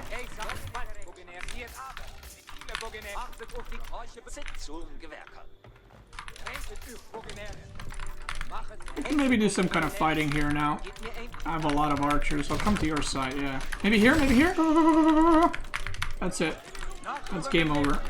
So HRE archers are insanely good against longbows because I have more movement speed than them. So once you get caught, it's over. Like the moment I saw that, it's over. Yeah, well now we can just go.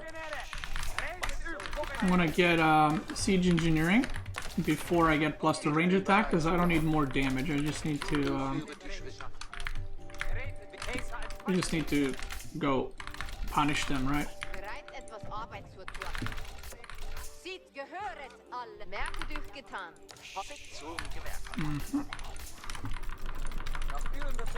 And we can push into the English wood line. That's like the most obvious place to push because he should be either out or running out. And +2 range armor is done. I'm coming in a second. And now you just dive. And I know this looks risky, but it's not really, because he's about to lose all the workers. Boom. Boom.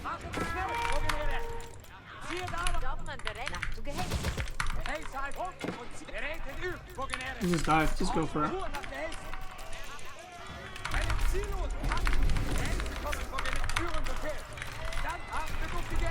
I'm one-shotting Desorators, which are not getting a lot of value here.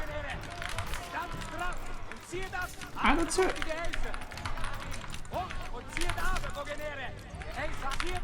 That was a pretty clean game.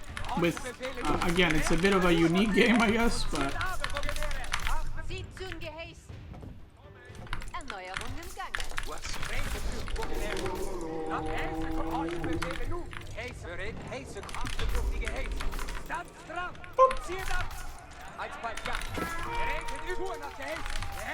And at this point, we can just get Sacred Sites, we can play for winning with Sacred Sites, we can play for me going in. We can do a bunch of things, right? Blue aged up, and now we can do the same thing we did earlier, just on blue.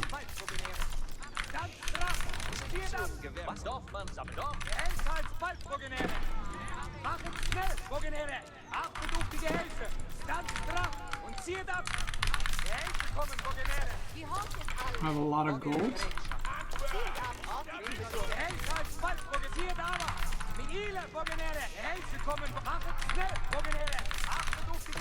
Should get some farms going. Got Camel Lancers.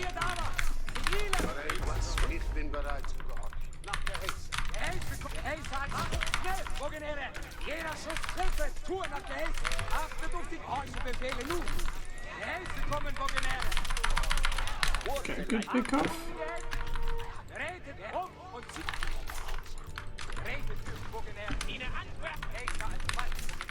Now I can go into some crossbows, maybe. Oh, my villagers are. Okay, let's go into some crossbows. Good game. Well played. And that's it. So this was actually another cool game where rushing castle and then going archers might seem very weird, but in that case, archers were by far the best unit I could have made. Another way we could have played it is for Corvinus to go basically just mass archers. But if they scout that, they can just go, because Iobid had 2 stables. So if they see him going archers, the Iobid can just go mass horses. And that might get dicey. They can also dive on me and stuff like that. But because he went Ghazis, he can intercept the reinforcements. He did a lot of work there. It slowed down their push. And mass archer, again, could have worked. And then when I age up, I just go mass knight. So we have knight archer, and he can kill Desorators for me, and I kill everything else. So again, there's a lot of variations, a lot of options. Red through when he was caught alone. Yeah, but you say through like they were winning. They were dead at that point. So let's say they go back home, we can just dive them the same way we did, right? And whenever one player joins the other, you just turn on them. So you always fight 2 versus 1. And yeah, like if they all in, kill nothing, and then I get 4 relics and they go back home, they're not winning. They're losing pretty badly, right? Let's see. Let's go for fuck, I don't fucking know. I'll go Japanese and you go, I don't know, something. Japanese is also a very interesting civ for team games, by the way. You might think it's really bad, but it's actually really insanely good if you can, if your ally can protect you or do enough pressure for you to get to castle. It is crazy good. Now, the reason for that is Japanese is a castle rush civ, but it's a flex civ. So what that means is Japanese rushes castle, but you can actually play it as a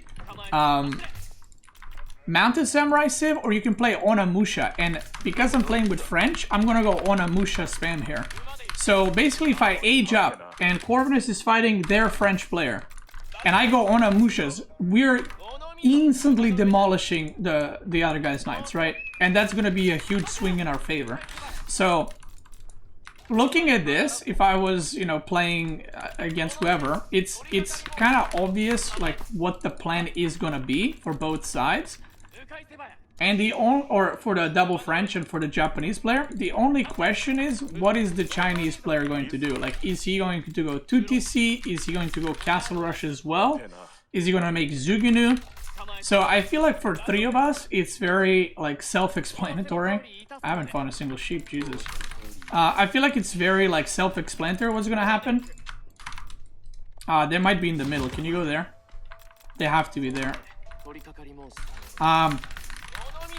So for the double French and me, it's kind of clear what we're going for. For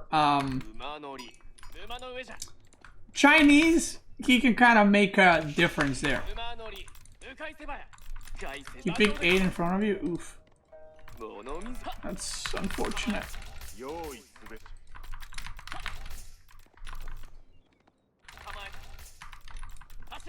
The other guy turned around here, but he had 0.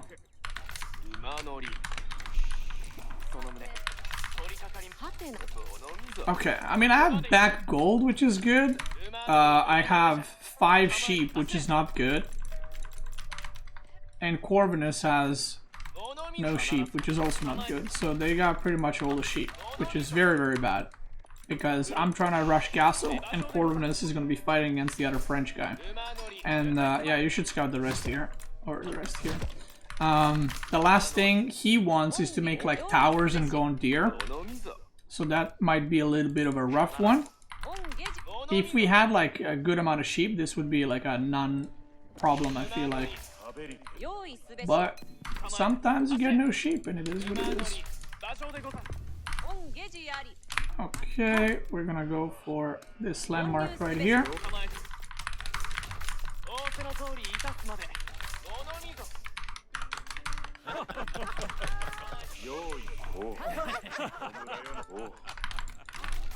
Okay. I have 8 sheep, which is okay. I can also go berries. I'm gonna go berries now, actually. I'm gonna make a tower on gold. And let's hope that we find... he just force dropped off the gold. Probably for wheelbarrow. It's like 25% down, 30%. Oh, you have a lot faster age up. So, hopefully they did not find some of the sheep. That's what we're aiming for. I'm gonna go scout. I'm gonna go scout here.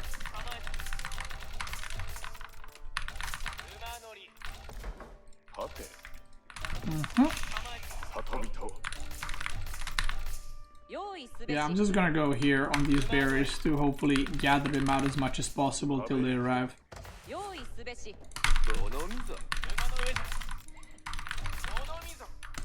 Imperial Academy in the back.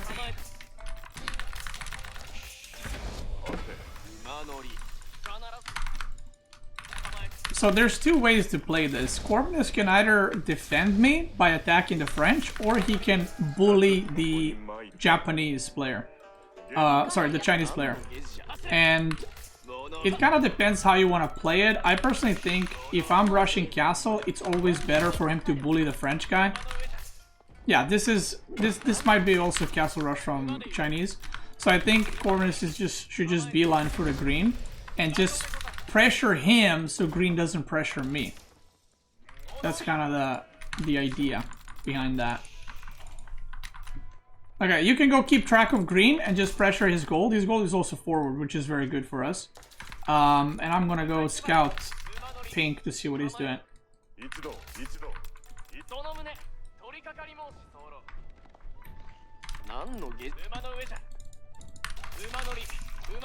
Pink might also just be making units and making forward Barbican because he doesn't have better. We'll see now. Aging up with 3. Yeah, this might be just Mazugino. I guess we'll see soon. Did his knight go out yet? Do you know? Oh, it's there? Okay. Okay, good. He's not on me because I'm on berries. I'm kind of got no scout there.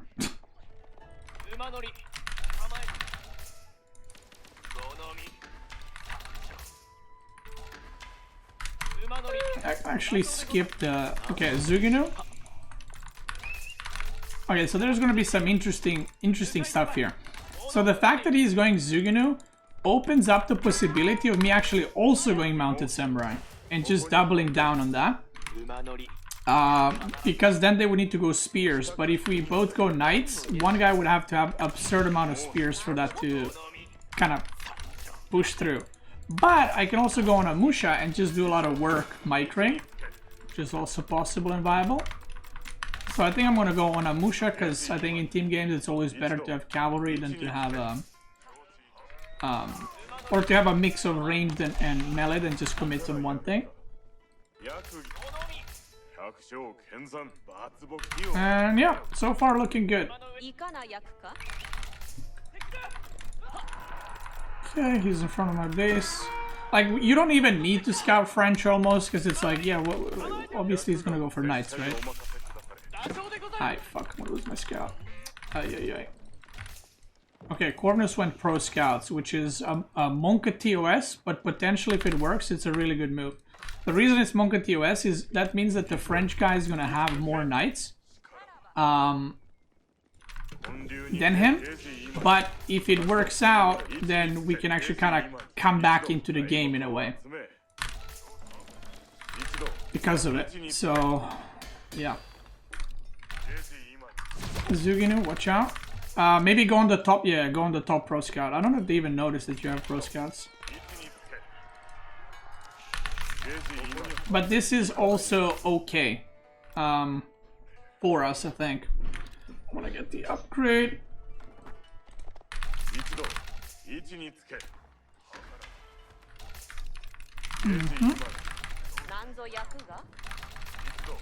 Yeah, you're gonna have to buckle down there. Maybe make a little wall here to help you wall that section off.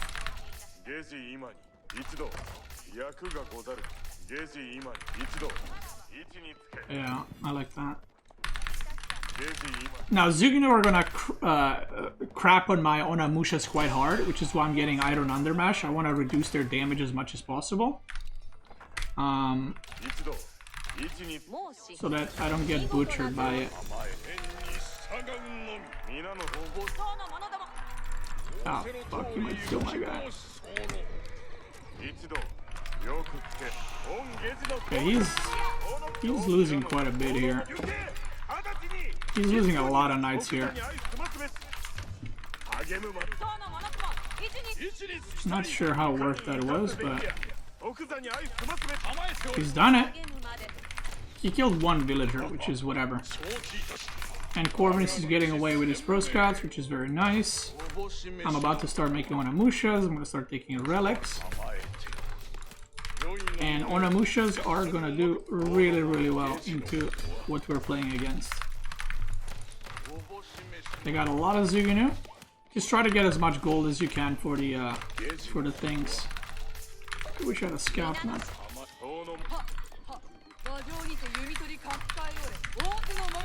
And I'm actually getting +2 ranged armor before I get attacked, because +2 ranged against Zugin is going to do really well. Come on my gold here. Just move to my gold and abandon that.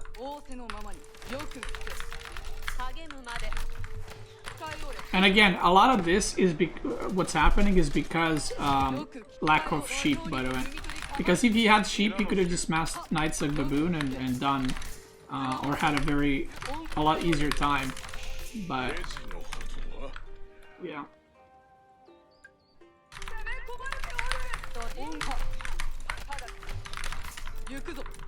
Okay. They're chilling. I'm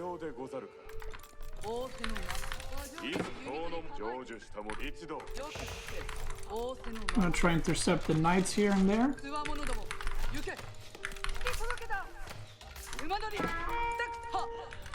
Look at the damage on Onamushas.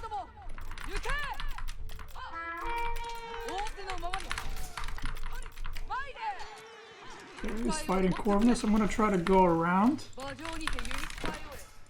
ゲージいかに致すべきやスカイオーレ行くぞ攻めよインドリマ引き届けた仰せのままに馬乗り行くぞインドリマ I'm gonna kind of clean that up.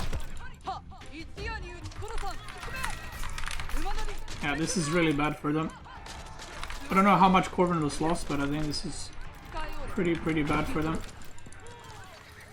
とるべ引き届けた Now all I gotta do is not fight into the Zuganim, just let Corvinus kill them, and I just run around いずこにおぼし飯の like a little punk. 仰せのままに構え縁に Okay, let's get another relic. I'm getting the Shinto Shrine. スカイオーレオンよく構えてるお仰せの通り行き申す And I'm gonna slowly get the relics as well. Unfortunate.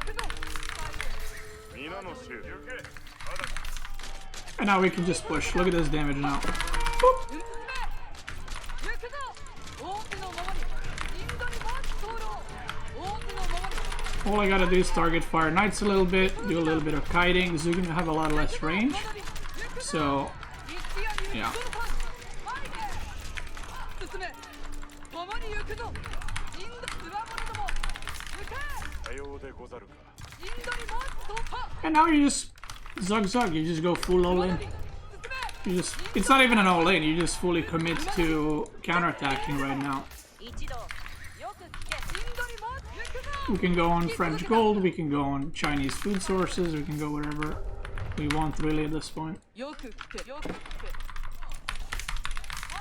けさようでいかな役が進め共に行くぞつわものども行け Making horsemen, 進めスカイオーレ which is cool, but Onomushas in these numbers also do a lot of damage to horsemen, so おぼしいや今さよく聞けおぼし飯のほどは我が道スカイオーレゲージの I can put Relic into TC, させてむしかし or the Yorishiro. 何いたすべきスカイオーレ Okay, I'm coming, sorry. 魔女に Sorry, I'm coming! 行くぞ仰せのままに行くぞ進め Look at that. 進め It's kind of funny how that interaction goes. はつわものども行け行くぞ前で一度即座に相手ま馬乗り進め共に行くさようでよく行くぞ Okay. よくゲージのほど縁に下がんのみスカイオーレワンスカイおぼし飯進めよく進め Mm, 共に let's 行 go く here. スカイオーレつわものども皆の衆いただきたさよう皆の衆皆の衆ゆか行くめおぼし飯インドに回す道路行くぞ馬乗り行くぞ仰せのままに引き届けた馬乗り Kite. 行くぞつわものども行け引き届けゲージのほどはインドに回すと進めは Getting the relics. 馬乗り仰せのままに進め共に行くぞ And they are very dead. つわものども行け Once the Zugan are out, well, there's nothing that can really kill my units anymore. 行くぞ仰せのままに馬乗り We push in, 進め and now I can fight Zugan because I have a lot more units. 行け進め引き届けた馬乗り仰せのままに Didn't even get +2 range attack because 馬乗り it's not that big on Onomushas early on. It's more important to get the armor. 積み出れば行くぞ引き届けた馬乗り Okay. Not sure where French has the second gold. We kind of would like to push in there. 承知いたしスカイオーレ進め Oh, that is his second gold. Oh, that's unfortunate for him. 党 Then. の者ども励むまでスカイオーレつわもの Maybe we go in the back over here. さようでござる党の者 Make another 引き届けた thing here. 進めスカイオーレよく聞けよく聞けスカイオーレ We can just rally here and do harassment in the back. は馬上 We haven't scouted this part of the map, so we don't know where his stuff might be. He's got Royal Institute. He's mining gold somewhere. It has to be somewhere here, right? ゲートをしおぼしめし馬上にてよく聞け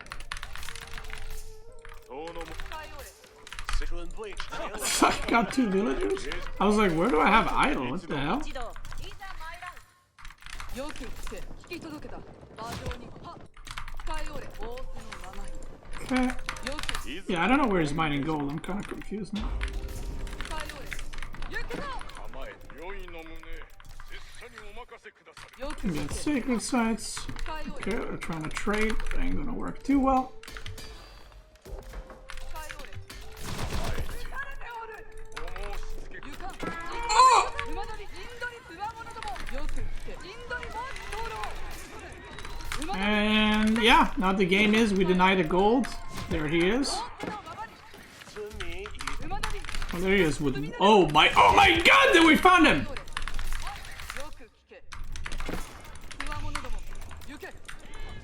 Oh my God! It is. Oh my lord! Oh my lord! It's a destruction. 皆の一同よく聞けよく聞けいかに一同すべきや使いおれつわものども Okay. 行け So he's gonna upgrade his zoo unit soon. But also French is running out of food. I'm coming here. 仰せのままにつわものども行け These guys have HP upgrade, by the way. Look at this. 引き届けた仰せのままに馬乗り引き届けたインドには The knights have a Royal Institute upgrade, and they're still getting dented in. 馬乗り仰せのままによく馬乗り引き届けた 兵士のことは Relics secured. We gaming. 引き届けたよく聞けゆかんは行くぞ馬乗り進めよく聞け行くぞインドにも使いおれ I think I got all the relics. Maybe I missed some, but whatever. よく聞けただいま皆の手を使いおれ引き届けたよく使いおれ行くぞ馬乗り使いおれよく一同進め共に行くぞ馬乗りインドに馬乗り積み出ればインドにも灯籠インドにも灯籠馬乗り仰せのままに馬乗り Okay, zooging up. Good stuff. 皆の衆よくよく聞け Yeah, I'm coming there. 進め共に行くぞインドにも仰せのままに使いおれ馬乗りよく聞け仰せの Oh my god, I'm just finding villagers left and right. This is why Onamushas are also fucking good. Can we fight that? インドにも進め馬乗りインドにも行くぞ進め大きく使いおれ進むつわものどもゆきよく聞け Yeah, sure. 使いおれ Let's wait. ゆけよく皆の衆行け直ちによく聞け。使いおれ。ゆく使いおれ。よく聞け。バーズ使い。よく聞け。よく聞け。引き届けた。馬乗り。積み出れば。兵士のことは進め。使いおれ。馬乗り。積み出れば。 It's a destruction. インドにも。馬乗り。 And they GG out. Onamushas, like I said, super good for team games. Super good for team games. Good game. They're Well very played. strong. G to the fucking G, brother. And that's it. I think we kind of covered most of the civs. Like, maybe there's China and Jushi, but I'm quickly going to go into a custom game and just kind of tell you how to play each civ no matter what civ you are, so you know how to team up. Corvinus, thank you so much, brother, for the games. Again, guys, check out Corvinus. He's a gamer. He coaches. If you need to improve in the game, hit him up. And appreciate the games. Thank you. You're welcome. Good luck, have fun. let's go civ by civ so that no matter what civ you are, you can find what civs you can be good with. So there are castle rush civs, aggro civs, boom civs, kind of like in between, which we'll talk about, like Mali or Delhi. There's also a term I'm going to use, flex civ. Flex means it can either be an archer civ, it can either be a knight civ. It can either, I mean, that's pretty much it. It can kind of do both. It can adjust to what you're playing with. So Biz is either a fast castle rush civ into cataphracts, or it's an aggro civ. You don't really want to play Byzantine in team games 2TC or anything else. So you want to be aggro, or you want to be castle rushing. Now, if you're castle rushing, you play with some civs that are good to help you out and you know, to help you get there. If you are going to play aggro, obviously don't play with China or don't play with Abbasid going 4 TCs. If you're playing Byzantine aggro, play with Mongol, French, JD, English, anything that can be super aggro, or even HRE, right? If you're going to castle rush, don't play with a castle rush civ. Kind of obvious. Japanese, most of the, pretty much the only, you can go any build in team games, but the only good build with Japanese in team games is Castle Rush. Now, the question with Japanese is if you're going to go Castle Rush into Mounted Samurai or Castle Rush into Onamushas. So this makes Japanese a flex civ because it can do both. So if you're playing solo queue and you go on the ladder and you're playing Japanese and you're like, okay, I'm Castle Rushing, you're playing with French, go Onamushas. If you're playing with English, go Castle Rush into Mounted Samurai. Makes sense. Abbasid. Abbasid is a very, very good team game civ because of camels. They debuff the enemy cavalry, which makes them extremely good. And Abbasid is 90% of the time played as just echoing multiple town centers. So you want to play with a civ that can harass the opponent or defend you. So you can play with English or Biz, some civs that have very good early units and defense. But you can also play with French or JD or Rus or you know, any civ that can go knights basically in feudal age to protect you, and then you go camel archers or archers behind that. But thank you, Cormus, for raid, appreciate it. Or you can also play Abbasid 1TC and play it aggro. It's not as popular, but you can play Abbasid 1TC into mass camel archers. So that is also a possibility. But in general, boom civ.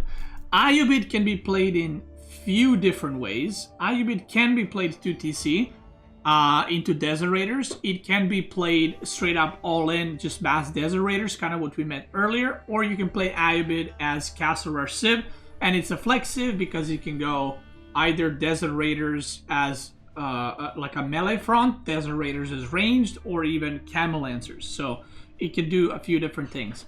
China is generally a boom civ or a castle rush civ in my opinion. I don't think Zuginu all-ins are good with China like last game because it's just a bit too slow. Like if you want to do a Zuginu all-in, just play like English with longbows. You know, it's the same concept except it's better. So China is either 2TC, so you need an ally that can protect you, or you go castle rush because it's a very safe castle rush civ because of Barbican, and then play with an ally that can maybe help you out in any way, and then you go mass lancers. Jushi Legacy also can be played in many different ways, but you can do 2TC Jushi Legacy. You can do Castle Rush Jushi, and this is also a flex civ because their Zuginu and crossbows are very good, like in Castle / Imperial, but also their cavalry is really good. So Jushi can be played as a pure cavalry civ because of the attack speed buff they have. But unlike Chinese, Jushi Legacy can go Zugin all in because it hits a lot sooner than China. So there's another option.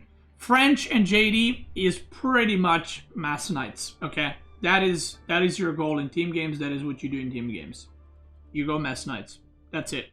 And you want to play with civs that are either French and JD are actually in a way one of the civs to match up with the easiest, because if you're playing Castle Rush with whatever civ with French just needs to harass them so you can Castle Rush. If you're playing with Boom civ and your ally is French, well, they need to harass so you can boom. And also it's good to all in with French, right? So if you play English French, it's very good for all inning. So no matter what you do, you mass knights. Same with JD. HRE. HRE is two different ways. You either go castle rush into knights or into archers like I did earlier, or it's also very good to just all in with HRE. So HRE English is very, HRE French is really good. HRE JD is really good because HRE can make archers that have extra movement speed, so they're impossible to run away from. Order of the Dragon is not played as much, at the top level at least, in team games, but if I had to give you advice what to do with OTD, most likely either play it in lower leagues, either do Castle Rush into Knights, or go for Mine Work and mass Men-at-Arms, and let your ally be like English or Byzantines where they go ranged units, so you just tank basically for your ally that's doing most of the damage. Delhi Sultanate is a flex civ, can be played archers, can be played mass cavalry, whichever way you want. You go Dome of the Faith, and if you can, if you have the APM for it, if you have the multitasking for it, definitely always go Pro Scouts with Delhi, no matter if you're going archers or Ghazis, because not only you can get food for yourself, you can also get food for your ally. So Delhi is really good with pretty much any civ, and it makes it one of the best civs in team games because you can play aggro. If your ally is going Castle Rush, you can help them, you can give them deer, you can give them sheep. Or if your ally is going 2TC, you know, you can also play around that with him.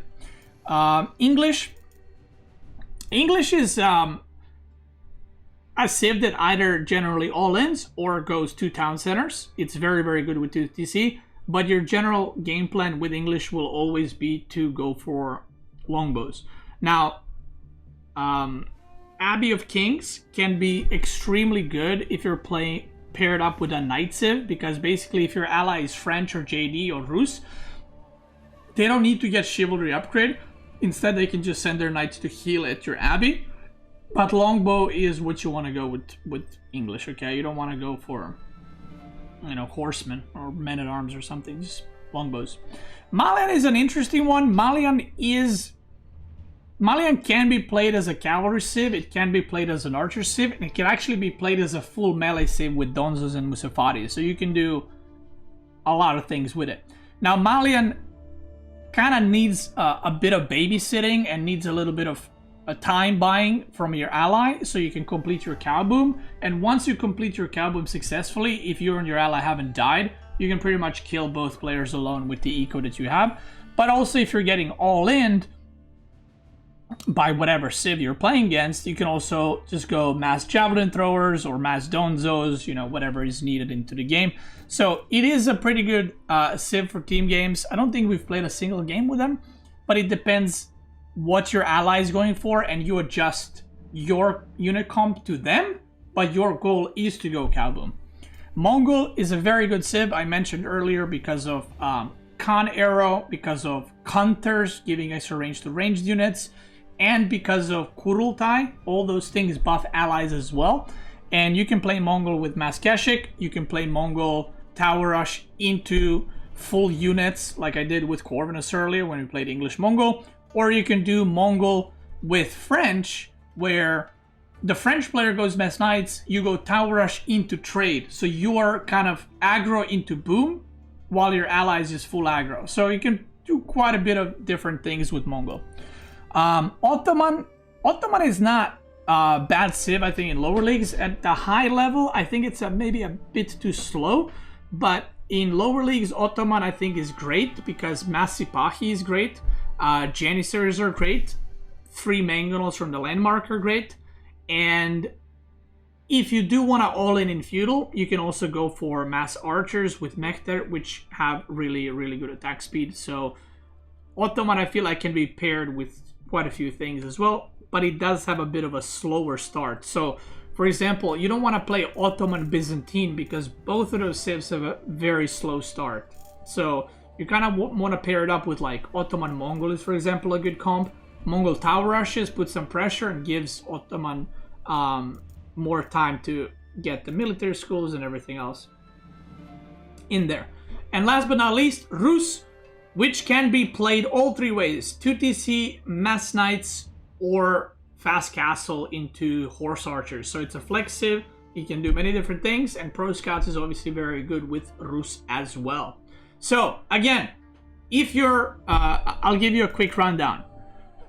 Boom civs are Abbasid, mainly, you know, that can be played, like any civ can be played to TC, but in general, Abbasid, China, Jushi, English, Malian, and also perhaps Rus and Mongol with trade. Those are your boom civs. So you want to pair, if that's your style with those, you want to pair them with an aggro civ or a defensive civ and kind of adjust your style based off of that. Aggro civs, Byzantine, Ayubid, Jushi Legacy can be, French, JD, OTD can be, HRE is a very good aggro civ, Delhi is a very good aggro civ, English is a very good aggro civ, Mongol is a very good aggro civ. And then you have your Castle Rush civs, which are going to be Rus, HRE, OTD, Jushi Legacy, Ayubid, and Japanese. And then you have some civs that are kind of in between. Like Ottoman is not, I wouldn't put Ottoman anywhere. I don't think it excels in anything, but you can play Ottoman in many different ways. And whenever you play with your ally, not against, although sometimes you do play against the enemies and your ally, no matter what civ you are, depending on what civ your ally is, try to adjust your style, right? So if your ally is English, you can say, hey, you want to all in or do I go 2TC? If you are playing HRE and your ally is Ayubid and he's like, I'm going for Castle Rush, don't also go for Castle Rush. Don't be dented. Make some units. Protect him, right? So you have to adjust. If your ally is Malian and he's like, I'm going Kaboom, you cannot be like, I'm going to go 3TC Abbasid. You're going to lose. You have to adjust and you got to compromise a little bit. And that's it. If you're watching on YouTube, thank you so much for watching. I appreciate you. This guide was very long, but we've done it in the end. I hope you guys learned something new. I hope you guys learned how to play team games a little bit better. And if you're watching on Twitch, let's keep going.